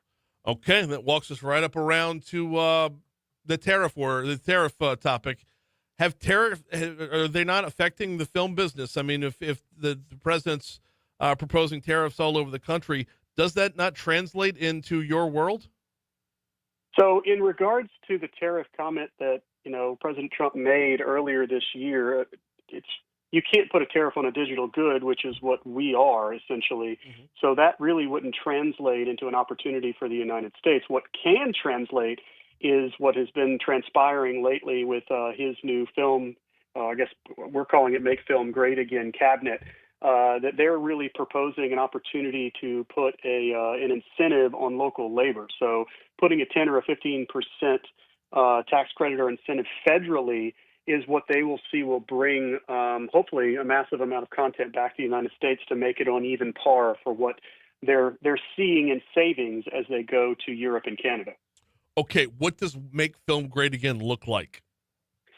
Well, look, again, it's a phrase we're kind of using because there really isn't any, a major organization that's been formed. There are a couple of different associations that are really trying to push the film incentive. We have one here in the state of Louisiana, actually, through the film commissioner in Baton Rouge, Katie Pryor, who has put together what's called Film USA. But their objective is to really prop up a film commission, a federal film commission, and not necessarily a federal film incentive, so that we can study these things. And she's been trying to propose this for 4 years now, and hopefully we're going to get some traction here in the next, this quarter, if you will, before we see next year, so that we have a better understanding how to keep this business here. Because I know it's a big thing that Trump wants to see. It's obviously a big thing that's affecting our locals here in the state of Louisiana, as there aren't as many jobs as there were a few years ago. Right. I know, and it's the key factor right there, Jason. Jason Waggenspack from Film Louisiana is our guest. That's the key factor right there is jobs. Jobs. Now, we talk about this when we talk about Louisiana having tax incentives for filmmaking and whatnot. We get wrapped up in the film itself and not the jobs and the employees, the workers, the homeowners, the residents who contribute to make that film a reality. We get caught up in, the glitz and glam of quote unquote Hollywood or Hollywood South in this case. But when it comes down to it, we have hard numbers that say when jobs are lacking, local economies are lacking. 100% agree. And look, when we are at our peak, we're supplying almost 10,000 annual jobs, $1 billion in spend to the state, over $350 million in payroll. So you're hitting the nail on the head. When we have the economy, where we have the productions here flowing and the economy doing a good thing, then we're obviously reaping the massive benefits here in the state of Louisiana. So we're working hard to try to change what's currently the market, and we're really trying to obviously affect the opportunities here for again, our locals to get back to work. Got just a couple minutes left here with Jason Waggenspack from Film Louisiana. We're going to get into what is out there from Louisiana right now that we might want to pay attention to. We'll get to that in a little bit, but I want to stick with this conversation for just another minute or so. Jason, is there okay, I have no other way to ask this than to ask it through the political lens. So Sure. if I'm barking up the wrong tree, let me know. When it comes to jobs in film, we're talking about artists. When we're talking about artists, we're talking about people who are traditionally left-leaning. When we're talking about California and Donald Trump, we're talking about, two things that are like polar opposites. Is that jamming up the works? Could things be flowing more smoothly if, like, politically we weren't in the state that we're in right now? No, because you began to see this, 2.5, 3 years ago. And I think I explained this on your show, and I've explained it on a couple of other shows. What everybody has to understand is that this really began in COVID. COVID pushed all the studios into trying to figure out how to create revenue in streaming. If we weren't going to go to the theaters, they needed to have some way to be able to provide content, and everybody jumped into the streaming game, and only the three biggest ones survived, And so you had Netflix, who was really doing a great job of that, Disney, who had come online, and then you had Amazon that was starting to perk back up and obviously has a massive business behind it that's not just about content. So what happened is when we all got back to a sense of normalcy, going back to theaters, people were still resonating with streaming, but they were diversified. You had so many options that all of a sudden the revenue was spread out, and it didn't go directly to some of these bigger companies, and they were left reeling. And then all of a sudden you got into the strikes, the SAG, the DGA, and then the threat of the strike in the following year with IATSE and the Teamsters. It pushed them overseas to do their business, and they really found out that they could actually get it done much cheaper over there and build the talent pool up to be able to actually continue producing after we got back to what we call, quote unquote, a normal environment, a working environment to allow for us to get that up and rolling. So to me, it's not a political thing. It is a money thing. It is all about money. And so if they can make an easy dollar and do it cheaper and quicker overseas and in Canada, they're going to take that advantage. And that's just the unfortunate nature of the market that we're sitting in right now.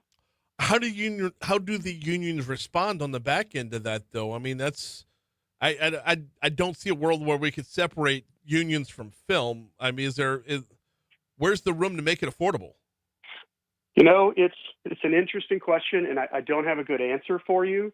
I go back to the loyalty that, a lot of the SAG and the DGA began with, which is, they can go overseas and work. IATSE and Teamsters can't. So there's one of these opportunities right now where we need to look at, the stars that are really out there and pushing the studios to be able to create the content and allowing for them to push them into Canada and Europe and elsewhere. And we got to look at them and say, hey, guys, we were loyal to you all, and we stood behind you, 3 years ago when you needed to get a bump in what you were trying to negotiate. You got to help us out, and you need to push back on the studios to say, we want to stay here domestically and make our pictures. And you have more of an opportunity than ever to get a great deal, not only here in the state of Louisiana, where you have the best one in the U.S., in our opinion, but all these other states are competing with one another saying, we want our business back. So that's what I think is really sort of the first linchpin to really kind of turn the wheels back to the United States. And then, as I mentioned, if we can get some sort of federal tax credit or something to incentivize them, I really think we'll see a turning point. Got just a couple minutes left here with Jason Waggenspack from Film Louisiana. Let's talk about what's being made here. You said it's been sparse this year, and that's understandable when you look at the big picture, the macro that we just covered right there. But Sparse doesn't mean nothing. So what as someone who appreciates what's being made here, what should I be on the lookout for? What do I need to go check out? Well, it's interesting you asked that because I don't have a good answer for you for that as well. A lot of these indie shows are not studio driven, so they're still figuring out distribution. We had 3 indies that were wrapping up in the last couple of this summer, and I can't tell you where they're going to land because they're still going out and trying to figure out sales deals. So that's the difference between studio and indie projects. The indie projects are great. We love those passion projects that are really telling rich stories, but they don't get the opportunity to say, this is where I'm going to be in distribution, usually for another year after they're actually completed with the film. And so they're trying to figure out their plan. They're trying to sell it to a studio, or they're trying to self-distribute, which right now you're seeing a lot of self-distribution going on. So there's a real opportunity right now for those types of things to get pumped out. We have a couple of Angel Studios, I'm sure you may have heard of, yes, films that have come through. And Angel Studios is a real unique market, which I'm really finding to be sort of the new structure that we're seeing. Opportunities really get propped up in, and there's a whole new regime about how we can produce a film and not go to the major studios. So I'd say take a look at Angel Studios. There's a couple of projects that are going to be coming out of there probably in the next 6 months. And then just be on the lookout for, obviously, Louisiana Local Fair that through the trades we'll be talking a little bit more, and through filmlouisiana.com pushing out the opportunities for you to find that local content. I mean, we've spent so much time battling with other states to make sure we're competitive with other states, and then it's just the entire field of play changed like that. It is crazy to see. And meanwhile, we always appreciate the time. We always appreciate the update. It's not the best news out there, but I appreciate you bringing us up to speed. Brian, thanks for always having me. Always a pleasure to talk to you, my friend. Look forward to talking to you soon. Yep, we will absolutely talk to you soon. And I got to get Katie Pryor. Like any excuse I have to call Katie Pryor. She is phenomenal as well on a more local front. So I want to explore that Film USA aspect as well. But Jason is a fantastic resource in and of himself. So I always appreciate his time and his information. All right, we got to check your money now coming up in just a little bit. We'll check traffic one more time. We'll come back and close that out after that. Before we get you to your money now, we got game day coming up on Saturday. LSU is at home one more time. Metherns right across the street. The Nicholson Gateway Shopping Center. In fact, the front of Metherns, you walk out of Metherns, you're looking right at Tiger Stadium. If you turn around, you know what you're going to see? Those railroad tracks where Josh Fletcher's going to be out on Saturday, talking rail safety, but keeping it at Metherns. On game day, it is a great stop-off. Just get out of the heat for a minute, right? It's going to be a little bit cooler this Saturday than it was last Saturday, but you're bumping around from tailgate to tailgate, stop off, grab yourself a cold beer. They'll have a tent set out in front with the ice chest full of them for you, but if you go inside, they blow out the salad bar and fill it up with beer. They got hot jambalaya as well, and of course, whatever you forgot or ran out of for your tailgate, they've got you covered there because, full-service grocery store, it's Metherns. I've gotten no fewer than 17 texts in that last segment. Jeez, no.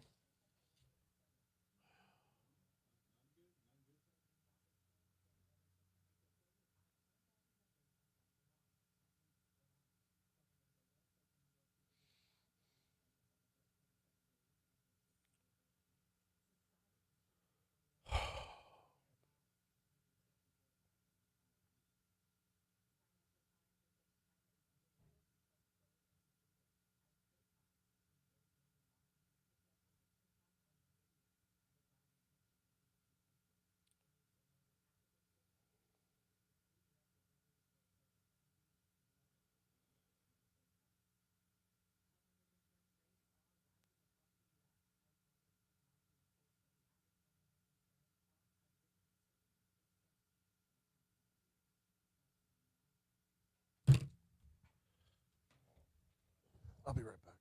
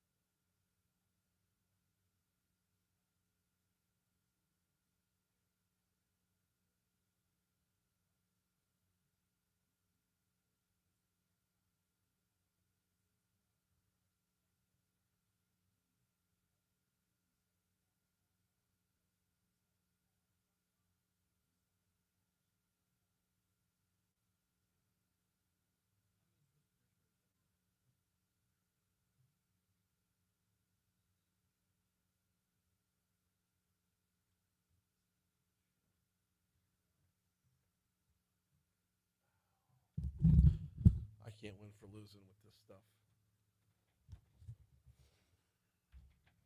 Such bullshit. Like,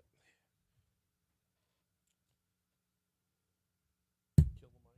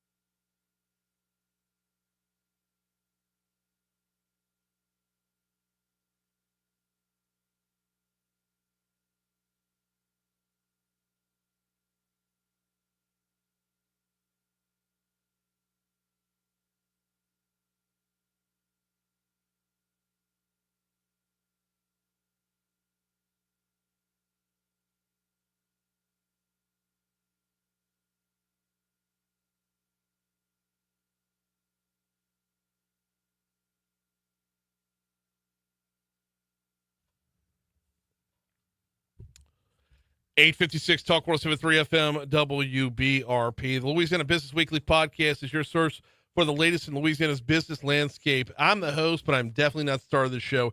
It is presented proudly by the folks at Currency Bank. Of course, the Bank for Business is the sponsor of the show for business. Look, this is more about business owners and business leaders telling their business stories. Successes, failures, risks taken, shots they might not have taken along the way. Description of what they do and why they do it. A lot of the why is involved here.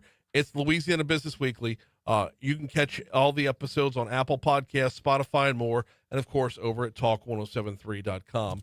Before we get out of here, I want to go back to the Julia Letlow story. That is a non-story right now. Going to get to that in 60 seconds. Let me remind you about the folks over at Vex European. VexEuropean.com is the website if you want to check them out in real life. They're on Benefit Drive, backside of Industrialplex. Vinny and his team, they believe that specialization is the key to effective service. They're also fantastic when it comes to the service. But when I talk about specialization, you're like, oh, okay, you got mechanics, right? No. You're going to have a master level technician for your make of vehicle. You're not just going to have somebody who knows how to work on cars, someone who knows what they're doing when it comes to a Mercedes, when it comes to Jaguar, when it comes to Land Rover, someone who is certified for that make of vehicle. That level of specificity, that level of specialization lends to what I like to call the expertise. Check them out online at VEX. That's V as in Vinny, VexEuropean.com. Okay. Let's go back to the top of the page. There have been Congresswoman Julia Letlow joins me every other week for DC Current, presented by the Louisiana Association of Business and Industry. And Congresswoman Julia Letlow's name has been tossed around a lot for whether or not she's going to run for Senate. And I asked her straight up about it yesterday. And JP, you get the cut? I said, point blank, are you running for Senate? And she said this. Oh, Brian, I had a feeling this question was coming, but it has been the honor of my lifetime, truly. I mean that sincerely, to serve the people of the 5th. And that is exactly what I'm focused on, my job at hand. That is not a yes, that is not a no. She neither confirmed nor denied. That was a punt. She punted on that. Okay? A lot of people heard that response and thought it was a no. In fact, it got on our own website as such. Louisiana Radio Network ran it as such. But I can tell you right now that was neither one of those. You know how I know? Well, first and foremost, she didn't say no. Point blank, she didn't say no. And if she were saying yes, she'd be doing it in her own press conference, not on my show. But there was no word no within that. There was ambiguity to it. And I knew I was going to get ambiguity, and that's fine. She'll answer when she answers definitively. But when she does, you're going to hear a yes or you're going to hear a no. That's going to do it for us. Moon's next. We'll see you tomorrow. All right, Facebook, I got messes to clean up, fires to put out. I'll see y'all tomorrow.